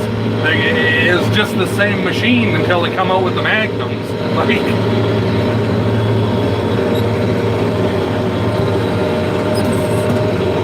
how many people are going to unsubscribe from me now because I was down talking their beloved Internationals? That's my question. Yeah, that's exactly it. If you can't get parts. Yeah, Grandpa had a 706, Uncle Aaron still has it. That goddamn thing, and to think it's the same age as the 4020 is just unfathomable. It looks like something from the 50s. Like, oh man, those bloody guys and those tractors. Just let me sit here for 25 minutes while I wait for my glow plugs to warm up.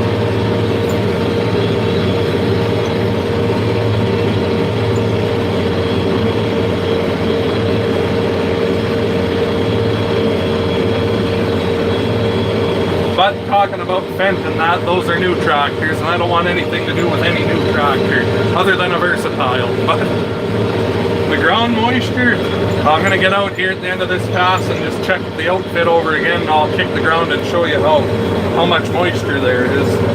It's not an issue, so. Well, politics, that's just a gong show. Everyone's so goddamn stupid you don't even know what to say. So at least tractors, you have a chance to have an almost educated conversation for some of it. Alrighty. make sure we still have the whole air cart with us. Oh, it's good to get out and stretch too.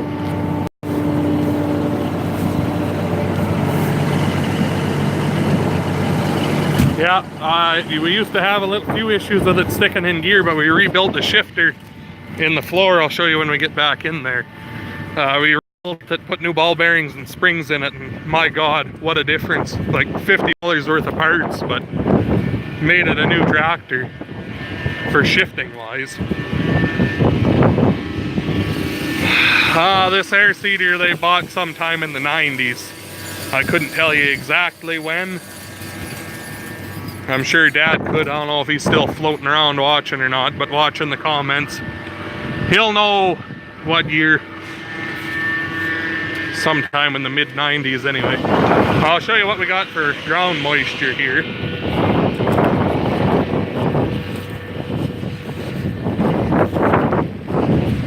Alright. There's the moisture. Right there. There's like nothing on top of it for dry, really. So we're sowing an 1.25 inches down, so we're well into the moisture.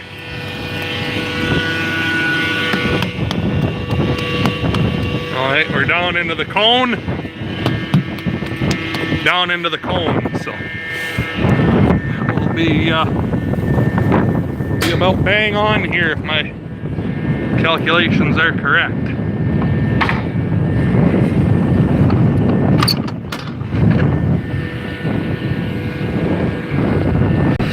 Yep.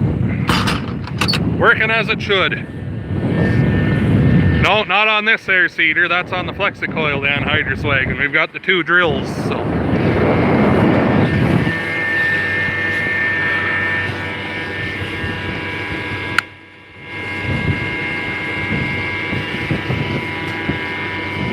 Yeah, the cultivator, yeah, there's Dad. The cultivator's a few years newer than the tank is, but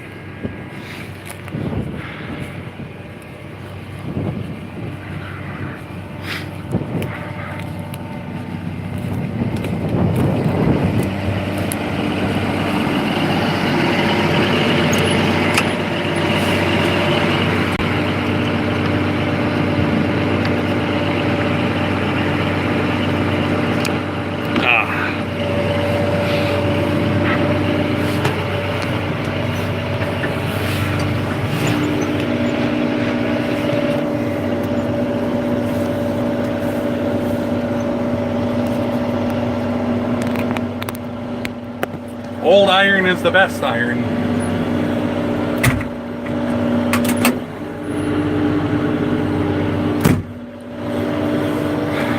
Alrighty. 66 acres and we're gonna go to 80. Oh yeah, right. Underneath of this, you lift the floor mat off.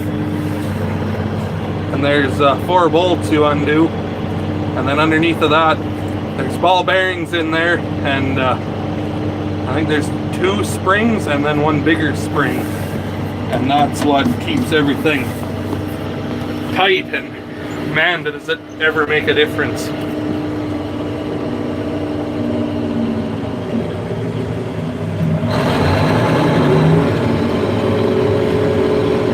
God, I love to crack the throttle on this thing.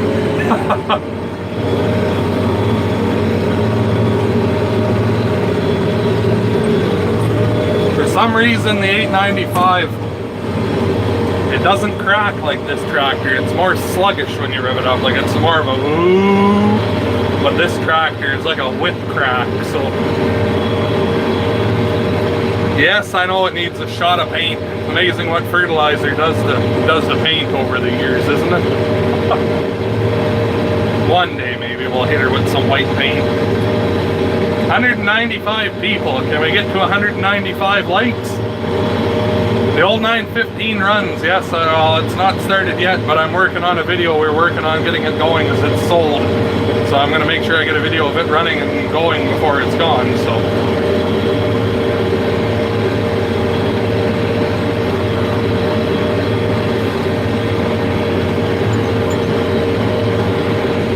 size turbo and everything on this tractor as the 895, so that won't be what the difference is. Brand new injectors and in this tractor, and the top end just got gone through on it, but it's always cracked like that ever since the beginning of time. So these are 18438 triples on this tractor, and there's 20.838 on the 895, just as duals. They're not radial. The only reason they're not is it came with the new tires on it. If I were the one that put them on there, it would have the radial tires just like the 46 has on it. Yeah, I know the seat doesn't squeak anymore. Dad took it apart, and when he was bulldozing with this tractor, and he really got in there with some oil and lube, and it's good so far, but I'll bet you $1 by the end here it'll be back to squeaking again. 200 people, 148 likes.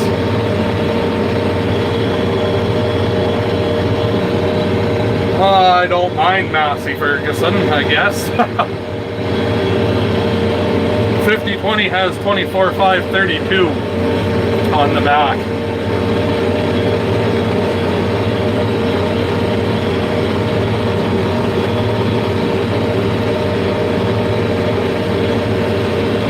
No, wait, you just missed like a 10-minute conversation on how much almost all of us hate International.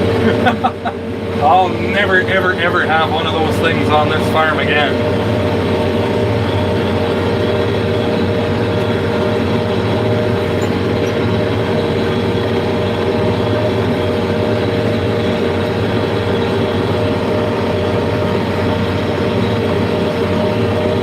One is, well, he was fixing the seat treater, and then I think he's probably working on setting up the flexi coil for barley. We're hoping to be into barley late tomorrow afternoon, or at least be 100% ready to give her shit for the day after tomorrow anyways in the barley. And hydrous tank, yeah, there's a second air seeder, eh? This is the Virgo, and the other one is the flexi coil, and the flexi coil is the one that has the anhydrous wagon behind it. Malt barley, Copeland, favorite crop. My favorite one to sell is canola because you usually get the most money. My favorite one to combine is wheat because it's the easiest to deal with. And my favorite one to look at is flax because it's a nice blue color. And my favorite one to swath is probably barley because it makes a nice big bushy swath.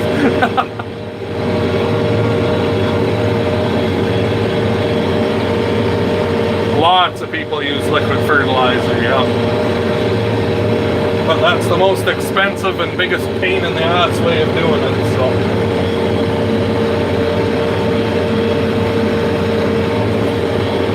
$18,438, so I think are around $600 a tire. So 600 times 12.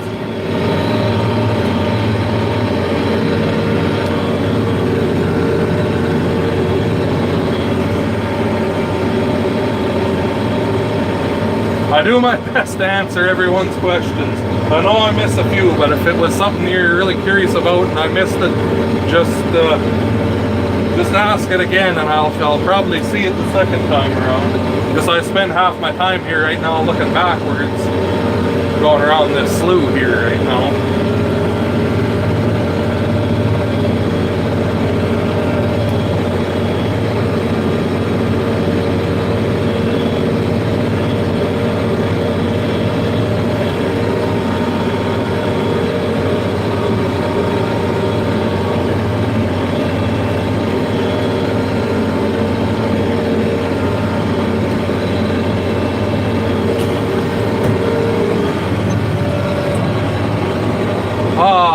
Those nice passes, and look at that, now we're back to the sloughs again that I was trying to run away from.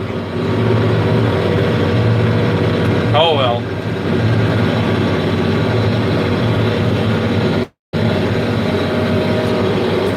Oh, there's a few out here, I bet you're 15 feet down to the bottom of them. I don't know how deep this one is, it's not that bad.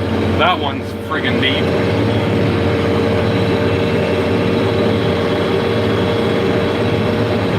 yeah, the 915, I'm going to have a video of it here sooner than later when we get it running here and get it on the road to its new home. I'm working on the video. I've got a bunch of footage of it, but we're having some issues with trying to get fuel. Seems like the injection pump there, the electric shutoff's not letting fuel, like it's not disengaging. It's not letting fuel go through, so.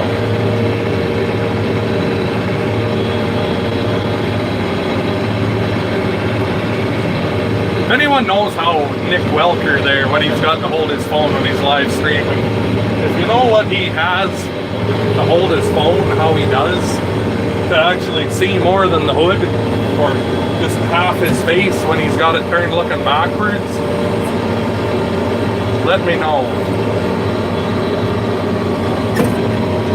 The anhydrous is on the other air seeder, the FlexiCoil. There's never anhydrous behind this one. The anhydrous is for canola, wheat, barley, flax, everything that needs nitrogen. Peas don't need fertilizer or anything put down with them, since they produce their own nitrogen. So.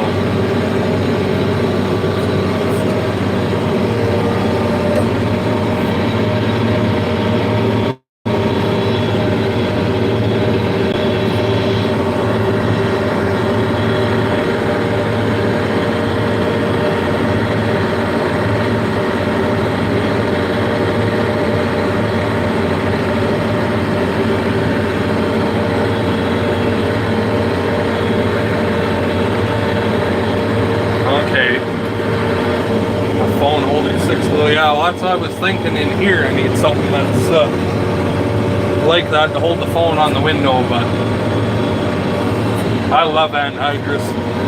Don't need a second truck to haul it. You hook it up. You don't need to start an auger to fill your seeder back up with it. You can do 160 acres on a fill.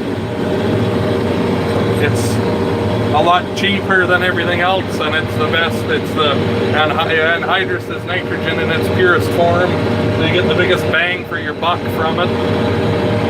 You phone them, they bring it to you within an hour. So if you phone before you're out, you're guaranteed to have it when you need it. Oh, just awesome. Nope, never, well, shouldn't say I never upgraded the fuel pump, the metering pump on the engine. There's different sized plugs you put in them with pin, there's little holes in the plug, and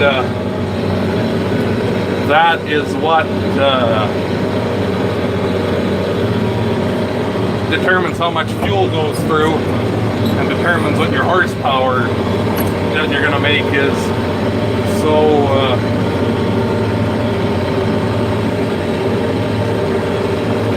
put a different one in and open this thing up to 270 horse. So that's the only upgrade to the fuel system this has had, other than getting new injectors put in it last year. But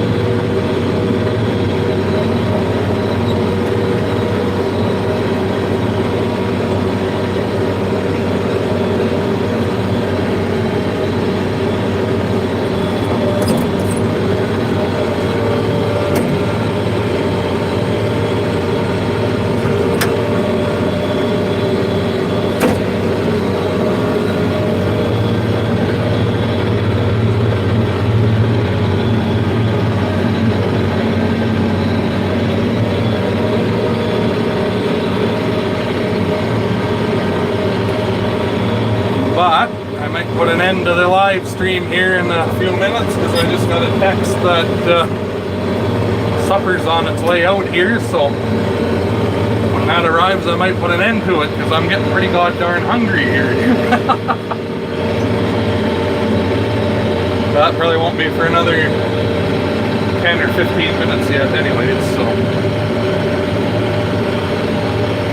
And I might go live again here in a little while. So I'm going to have to go back to the yard and refill here in about 12 acres from now. So after I refill, I might come back on. We'll see what things look like in the dark, if you can see anything or not. And then you guys can keep me company here, and we'll see if we can get this quarter hammered out tonight or not that way. Put the cook on the video. I'll see what she figures.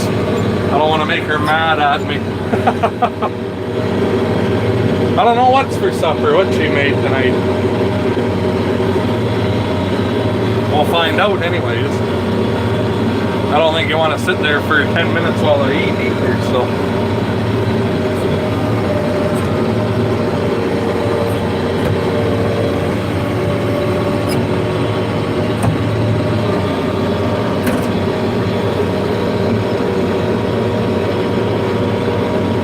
Oh, I see her coming across the hill over yonder.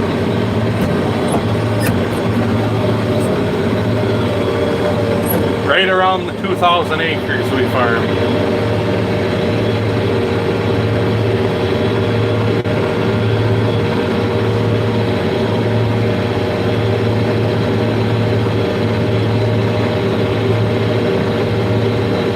What kind of soil type?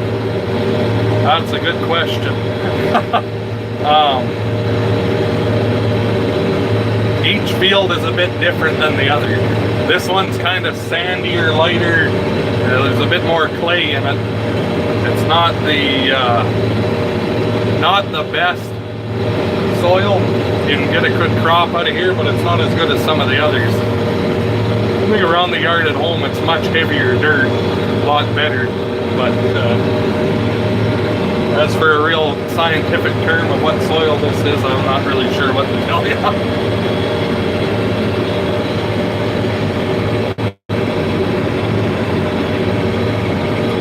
I might just tell her to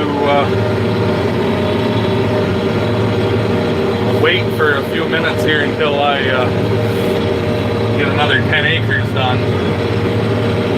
Maybe I can convince her to come right in here on the live stream. She can hold the camera that way. Maybe that's what we'll try. We'll see if we can talk her into that. What do you think?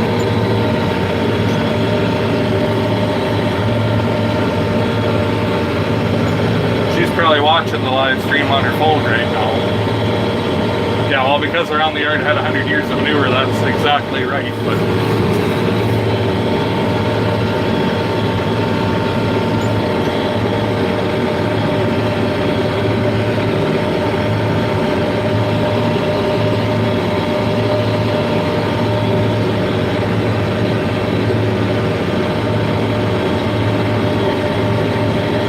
I don't know when the video of the 915 will be. It'll be whenever we get it running, so I'm not sure when that'll be when we get back to working on it. It would be nice to have it be sooner than later to have it running for them to come pick it up and take it. It's going to a research farm, and it's going to be there after they use their little plot combine. That's what they're going to use to clean everything up with.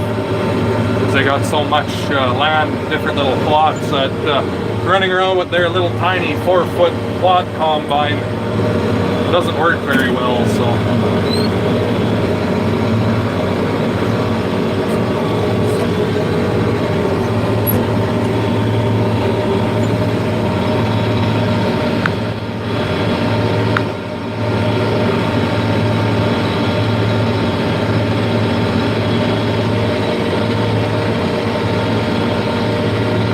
It depends where I sell the peas at. It could be 20 miles away, it could be 100. It just depends on what elevator is paying the best for them, so.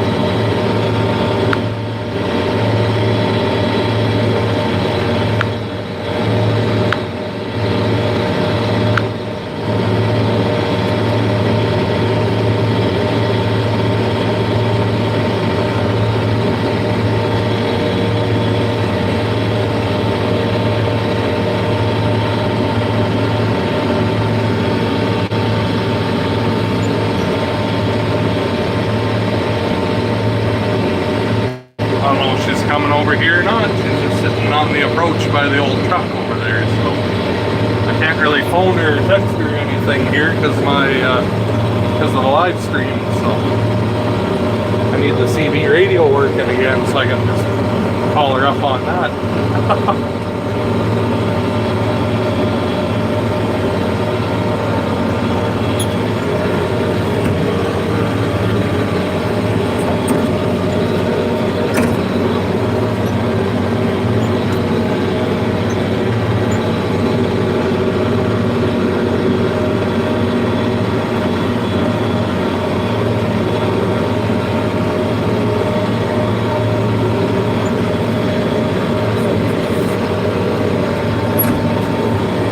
around here it's not so much the rain needs to soft, it's that we need to get some heat and sun.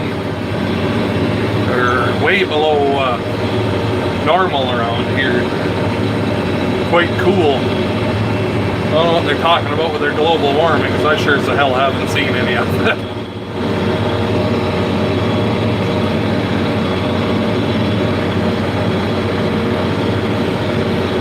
I haven't checked it here lately, but I know a week or so ago it was around 14 degrees. I'm not sure what that is in Fahrenheit, but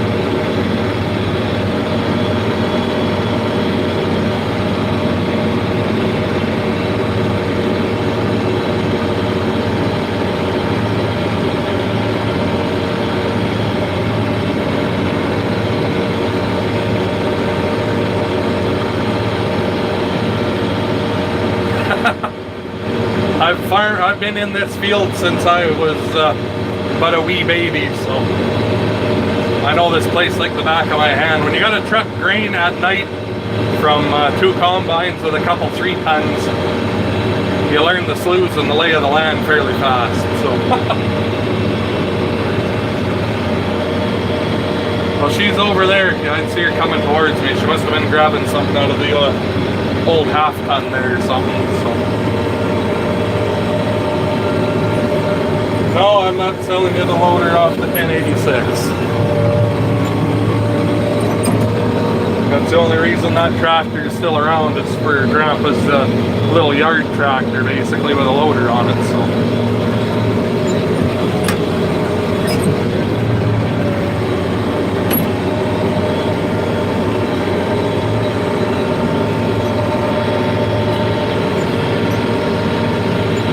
When she gets here, I'll set you on the dash here for a minute, and I'll see what her plan is. I'll see if all the kids are with her or not. If she wants to come in here and be the videographer for me while I'm going.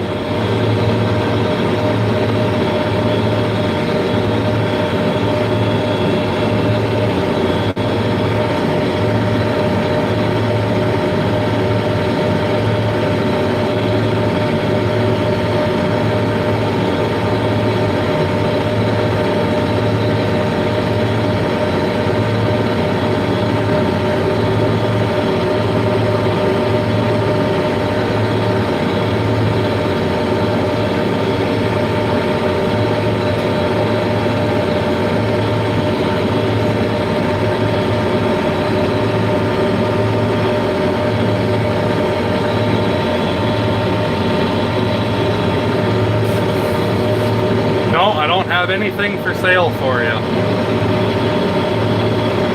Oh yeah, there we go. If you want something, there's an old semi out in the pasture, you can buy that.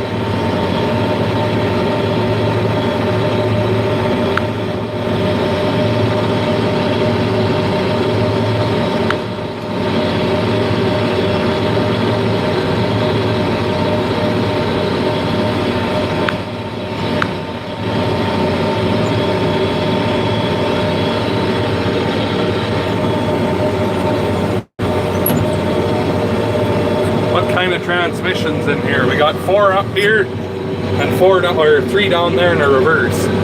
It's a versatile transmission, so the V8 versatile, it's just gonna hang out behind the shop till I decide what to do with them. So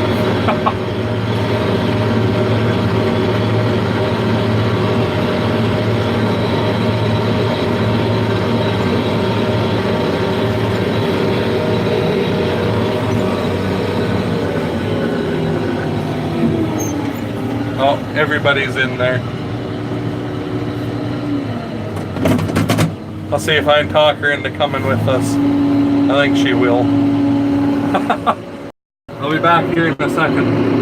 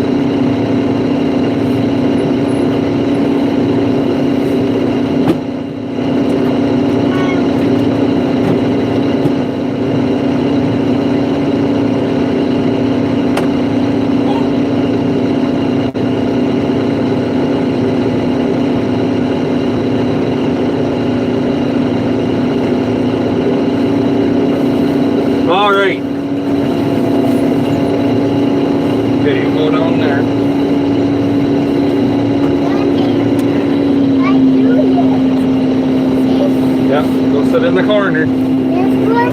Yeah.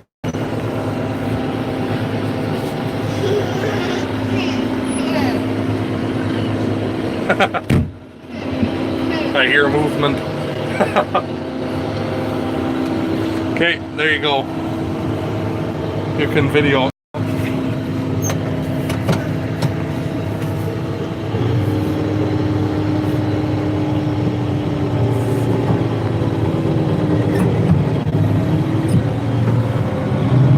You don't need to video me the whole time.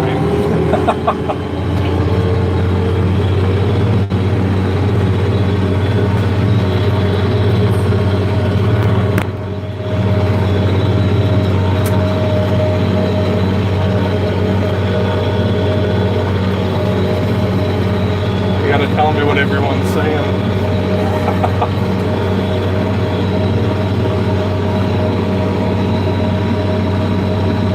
You're old sounding. What do you say? Old sounding, but young looking, some bitch.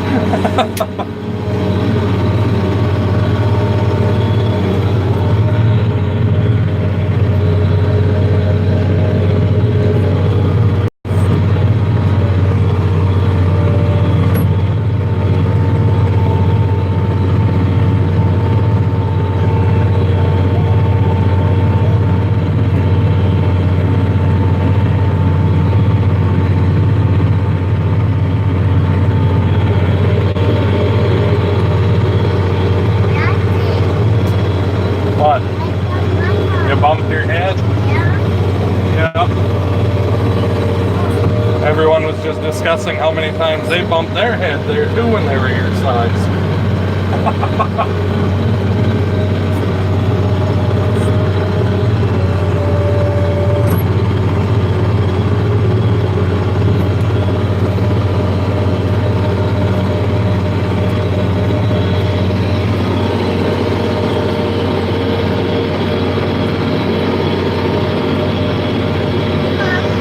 Actually, you're wrong. All of us were riding in the cab of the 4640 cultivating. She fits in the back corner, he stands by the door, and she sits beside me like she is. Ground speed around 7. Actually, 5.5. Let Mama drive. I was trying to talk her into air seating, but she's too nervous about it yet. Maybe I can get her to do it tomorrow. What are you doing there, Pia? What? Oh. I don't use the flexi coil because I like the job that the 4-row harrows on the Burgo do over what the Packer wheels do on the flexi coil. And this has single chute seed runs instead of a paired row split boot like the flexi coil. So these great big seeds, like the soybeans and the peas, they seem to flow through it better at this high of a volume. So this field is 120 acres. We're at 72, so.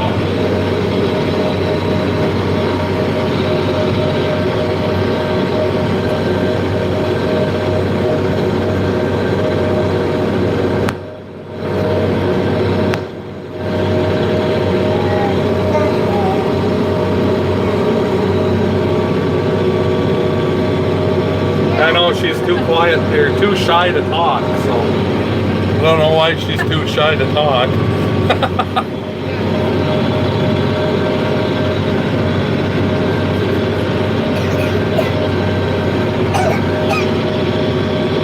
Okay, weirdo.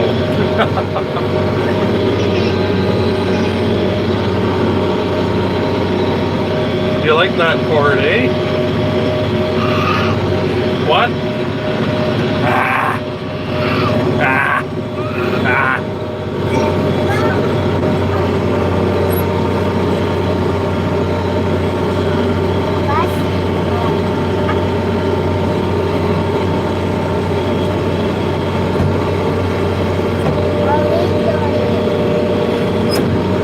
Where's Juan Got a hot date. Yeah, he's got a hot date with a broke down seed treater, so.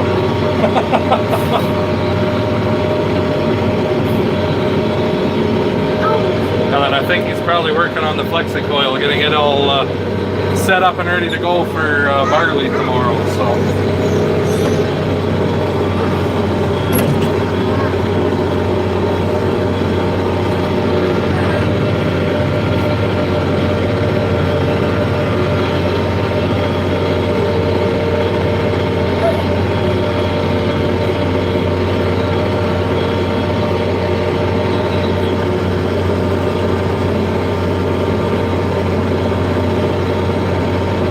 Drive around till I run out of bees. I don't know, kind of hard to do anything else and you got a fucking slough every 25 feet, so.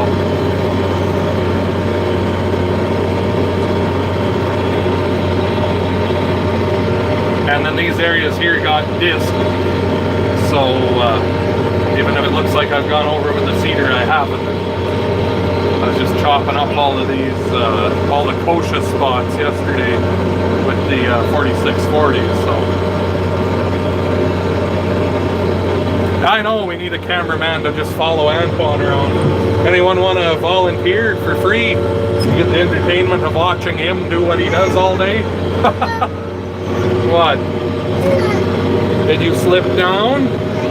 You slipped down? Here. Ready? Whoop. There you go. What? You want me to hold the bottle? Okay.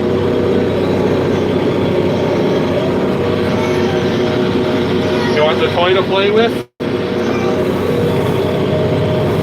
Here you go.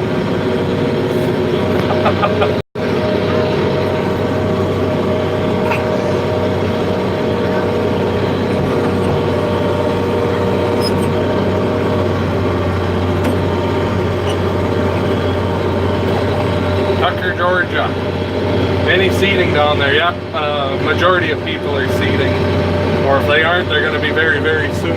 So this is about the time of year to get going anyways. So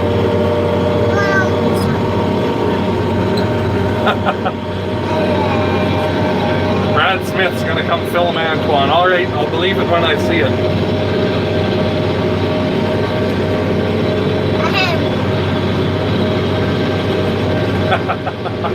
There's all kinds of great videos a guy could make of Antoine if you could ever make him say more than 2 words. I always thought it'd be funny to do a day in the life of Antoine video. There's be 10 minutes of him doing whatever he does and just silence, no talking.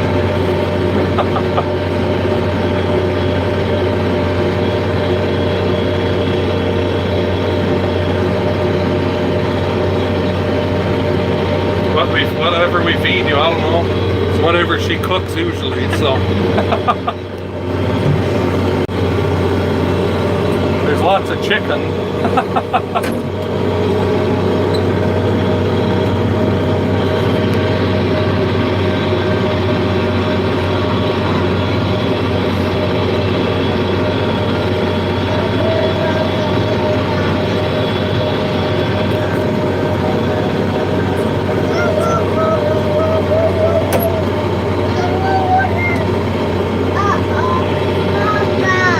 Your baba. There you go. Yeah, what's for supper? Everyone's curious. What'd you make for supper? Smokies and what? Pierogies. Smokies and pierogies. Oh boy.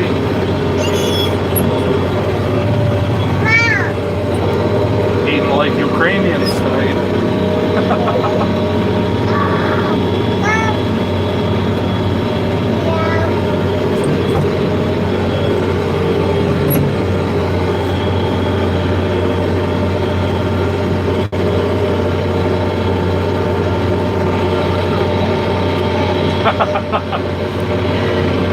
Everyone's craving pierogies now.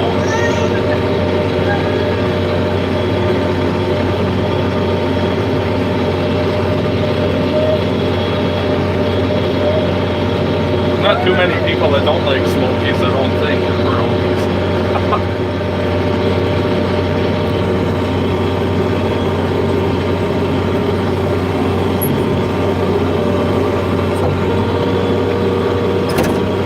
She loves cabbage rolls. I'm not too big on them. They're not homemade by her, but they're actually from, yeah, I think these pierogies are still from the local high school there. Their fundraisers, they sell pierogies by the box, 50 of them by the box, so 50 of them or 100 of them in a box, something like that, 100 of them.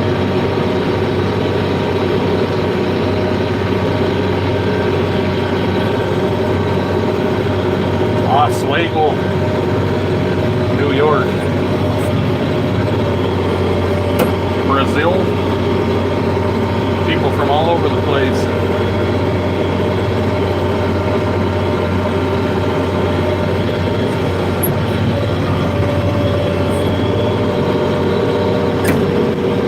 I'm curious to know who the very first person is who subscribed to me, if they're still around.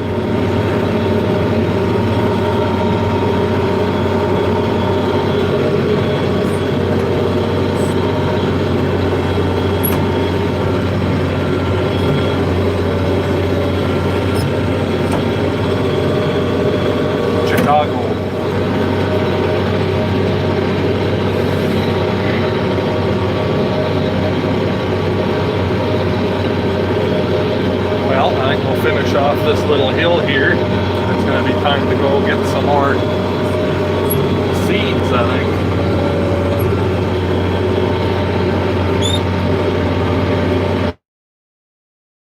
Oh, you're back again?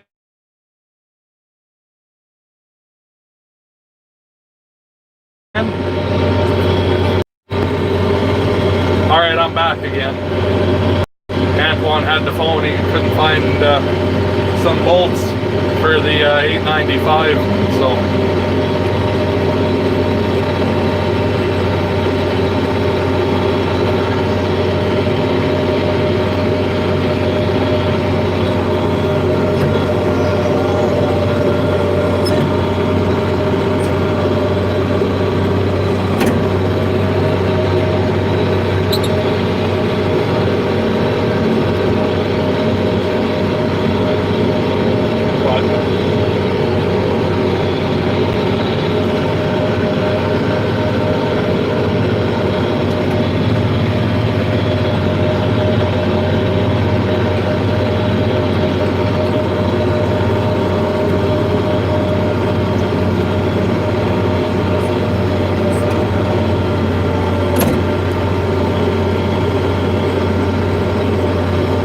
I'm at 74, and I'm probably going to quit here on this hill because I'm right by the road.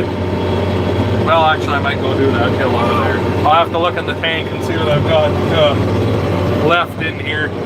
I don't want to get too far away from the road because I'm going to have to stop right away. So there's no point in driving halfway across the field to go do 2 passes if I'm going to have to go and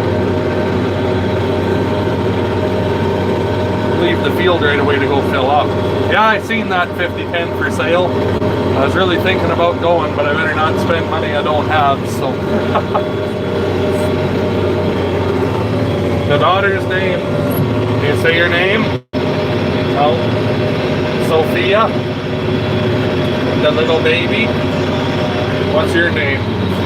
Keegan.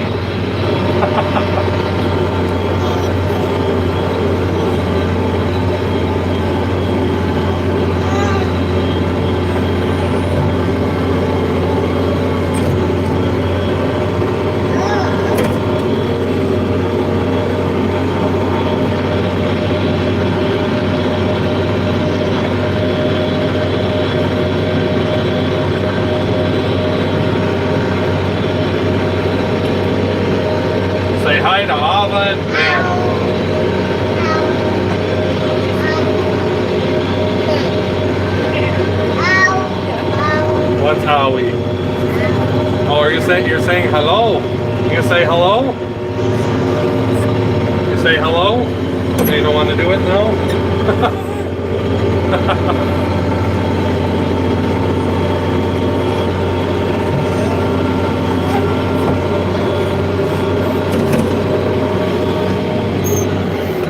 All right. if I got seed left.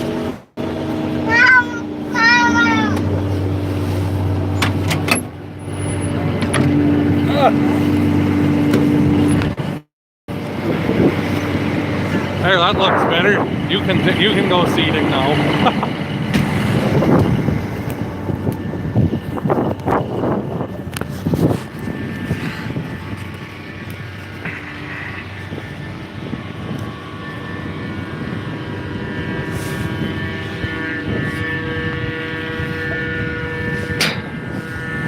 Oh, I think this back one's empty. Oh, no, never mind.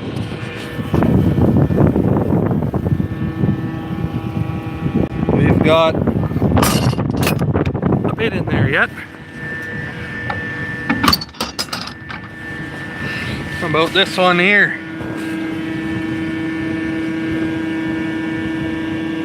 Yeah, it can go for a while yet, actually.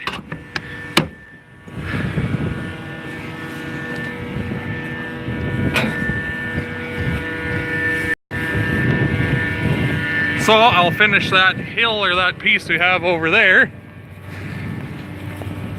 and that'll probably be when I run this back to the yard to fill again.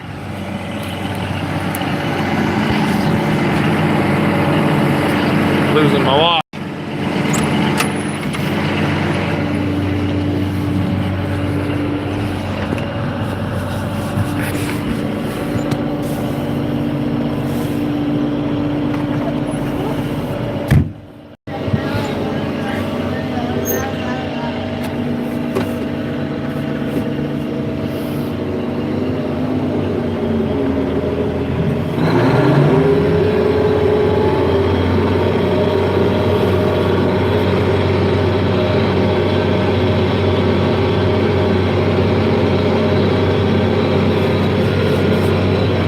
About 80 acres we'll do here, give or take. Mr. John Deere, we were just talking about you a little bit ago.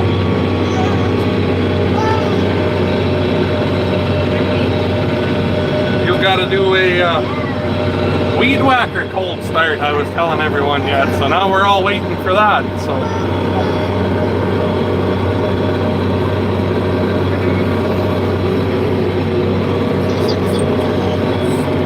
what are you doing, you little goofball? Oh.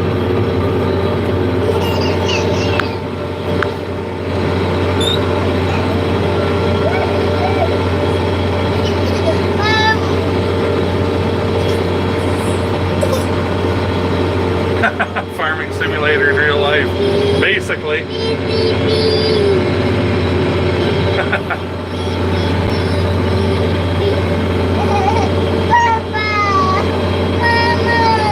What?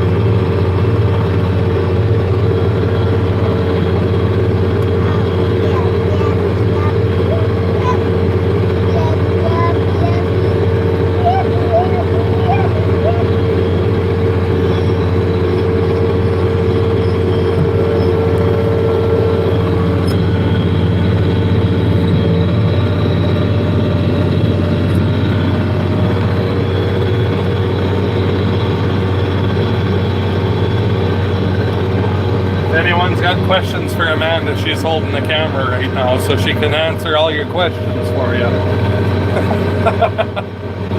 She'll talk eventually. She's just a little shy.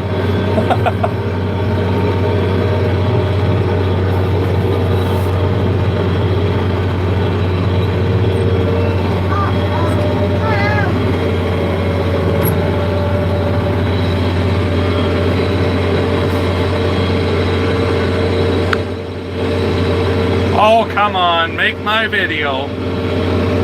Do you have Parkinson's? What an ass.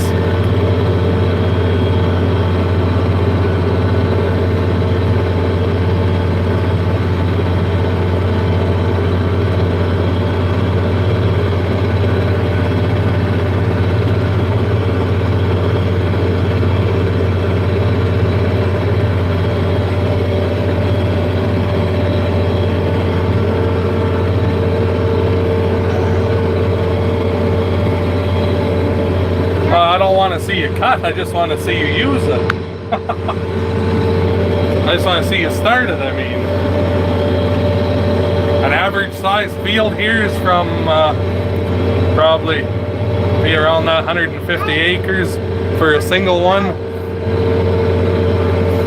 There's a hippo. There's a hippo in the water. It's a rare South Saskatchewan house hippo.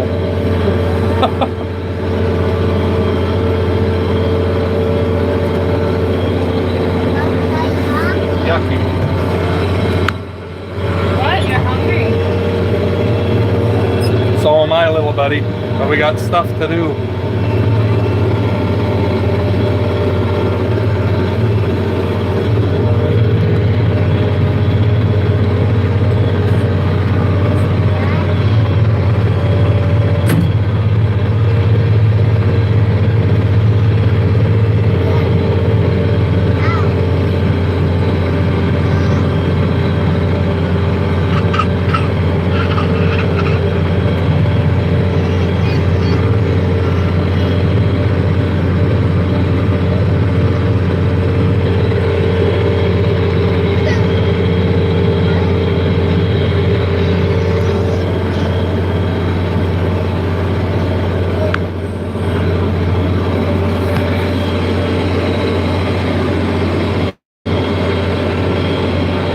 I hope it starts better than it, because it only makes a quarter horsepower.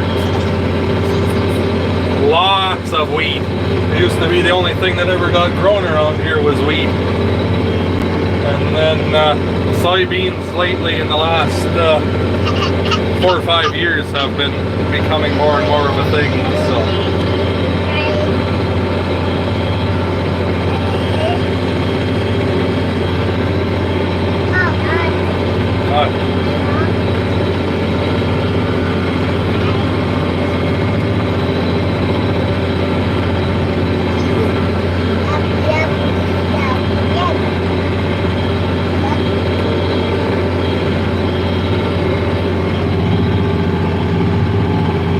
Just about out.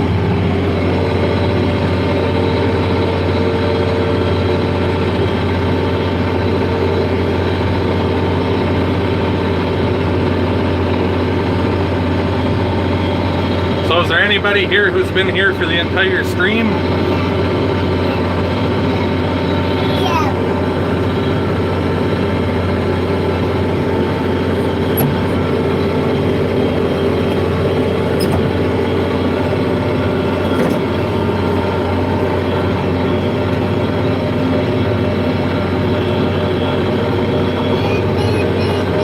There's quite a few cattle. Dad used to have a feedlot and cattle here back in the day, but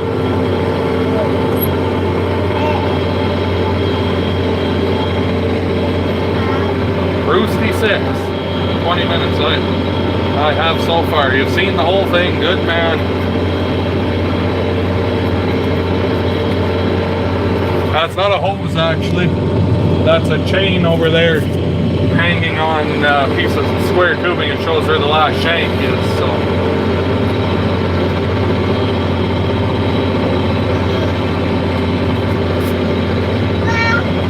oh, took my hat apart. Uh-oh.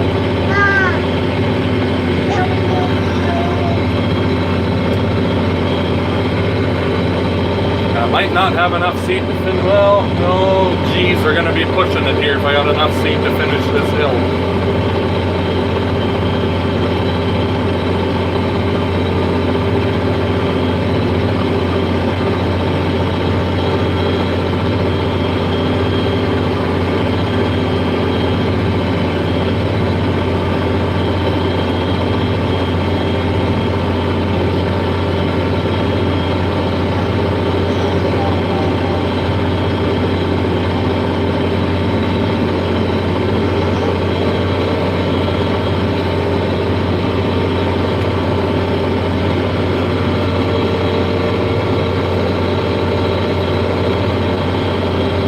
There is corn up here, but you're really pushing it, sowing it around here. It never seems to work out that great. I planted oats once, used to grow lots of it when we had cows for feed, but it's not worth jack shit, so I don't grow it now.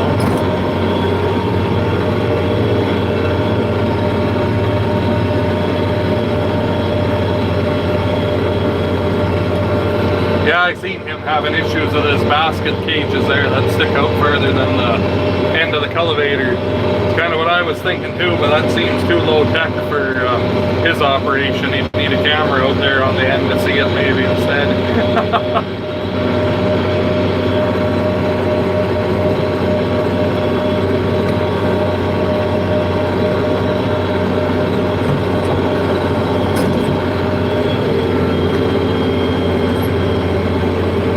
Favorite farming job?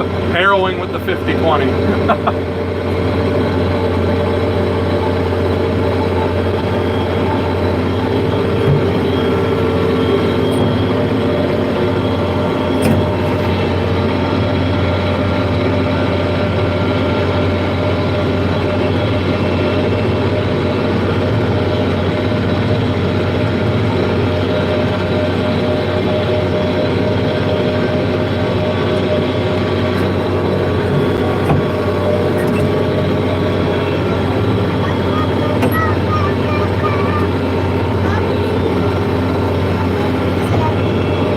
There's a couple 1156s around here actually.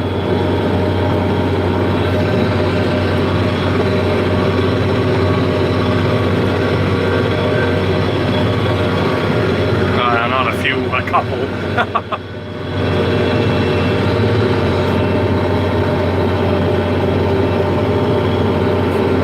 2+2. You can have all the 2+2s there, Mr. John Deere. Why don't you change your name to Mr. International?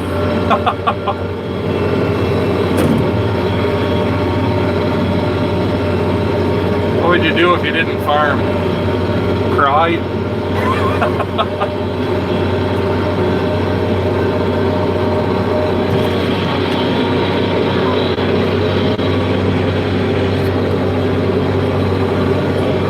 Yeah, I know what a 1066 hydro is, a piece of scrap iron.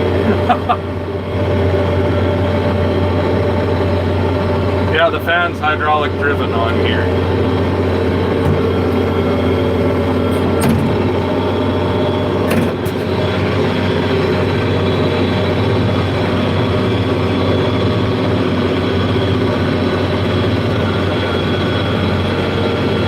If I didn't farm, I'd be making money. Isn't that the truth?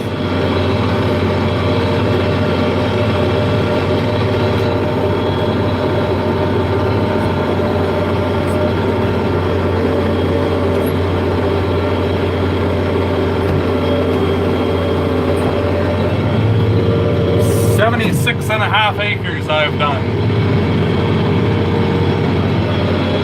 Yeah, the fan on these things really scream.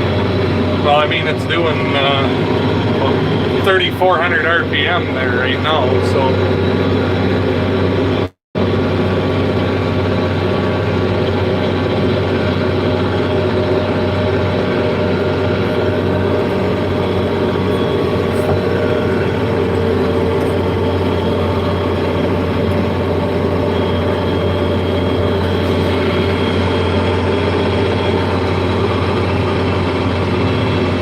I want to say the flow is 12 gallons per minute. I think. I could be mistaken.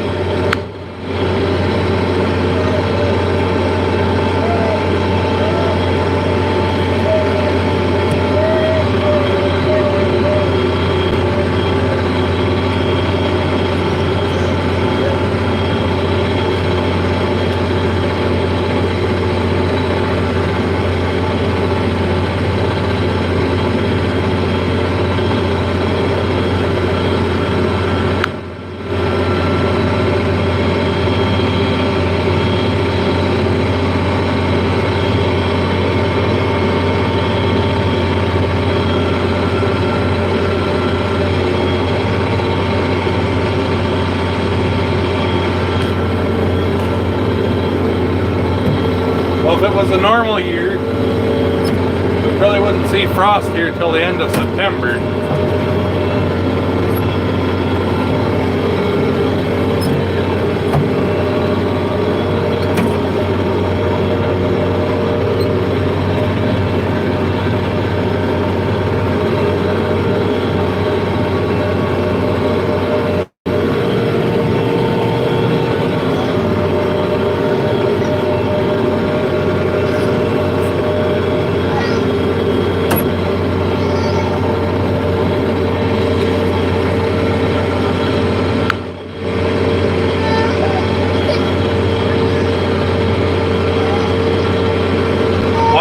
Follow.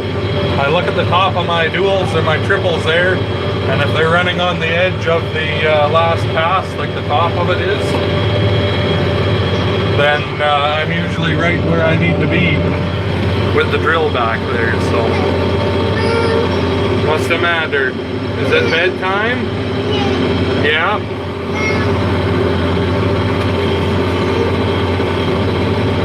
But we're at 77 acres, so I think I'm going to stop because I don't want to run the drill out of seed.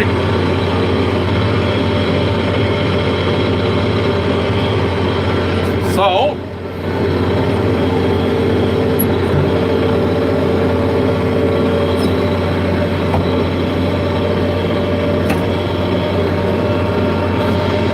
what's the horsepower 835? I think I remember saying the video motor's opened up. Yeah, it's 270 horse now.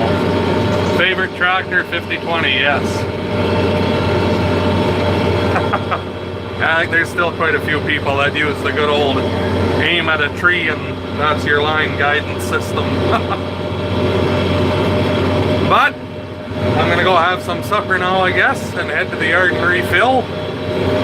I'll probably end the live stream here because that's 3 hours now. That's the longest one I've ever done, so I guess if you liked what you've seen and you want to see more live streams and videos of seeding in the future, make sure you're subscribed if you're not. Guess I'll talk to you guys later. Can you wave bye-bye? Wave bye-bye. Bye, everybody. Wave bye-bye.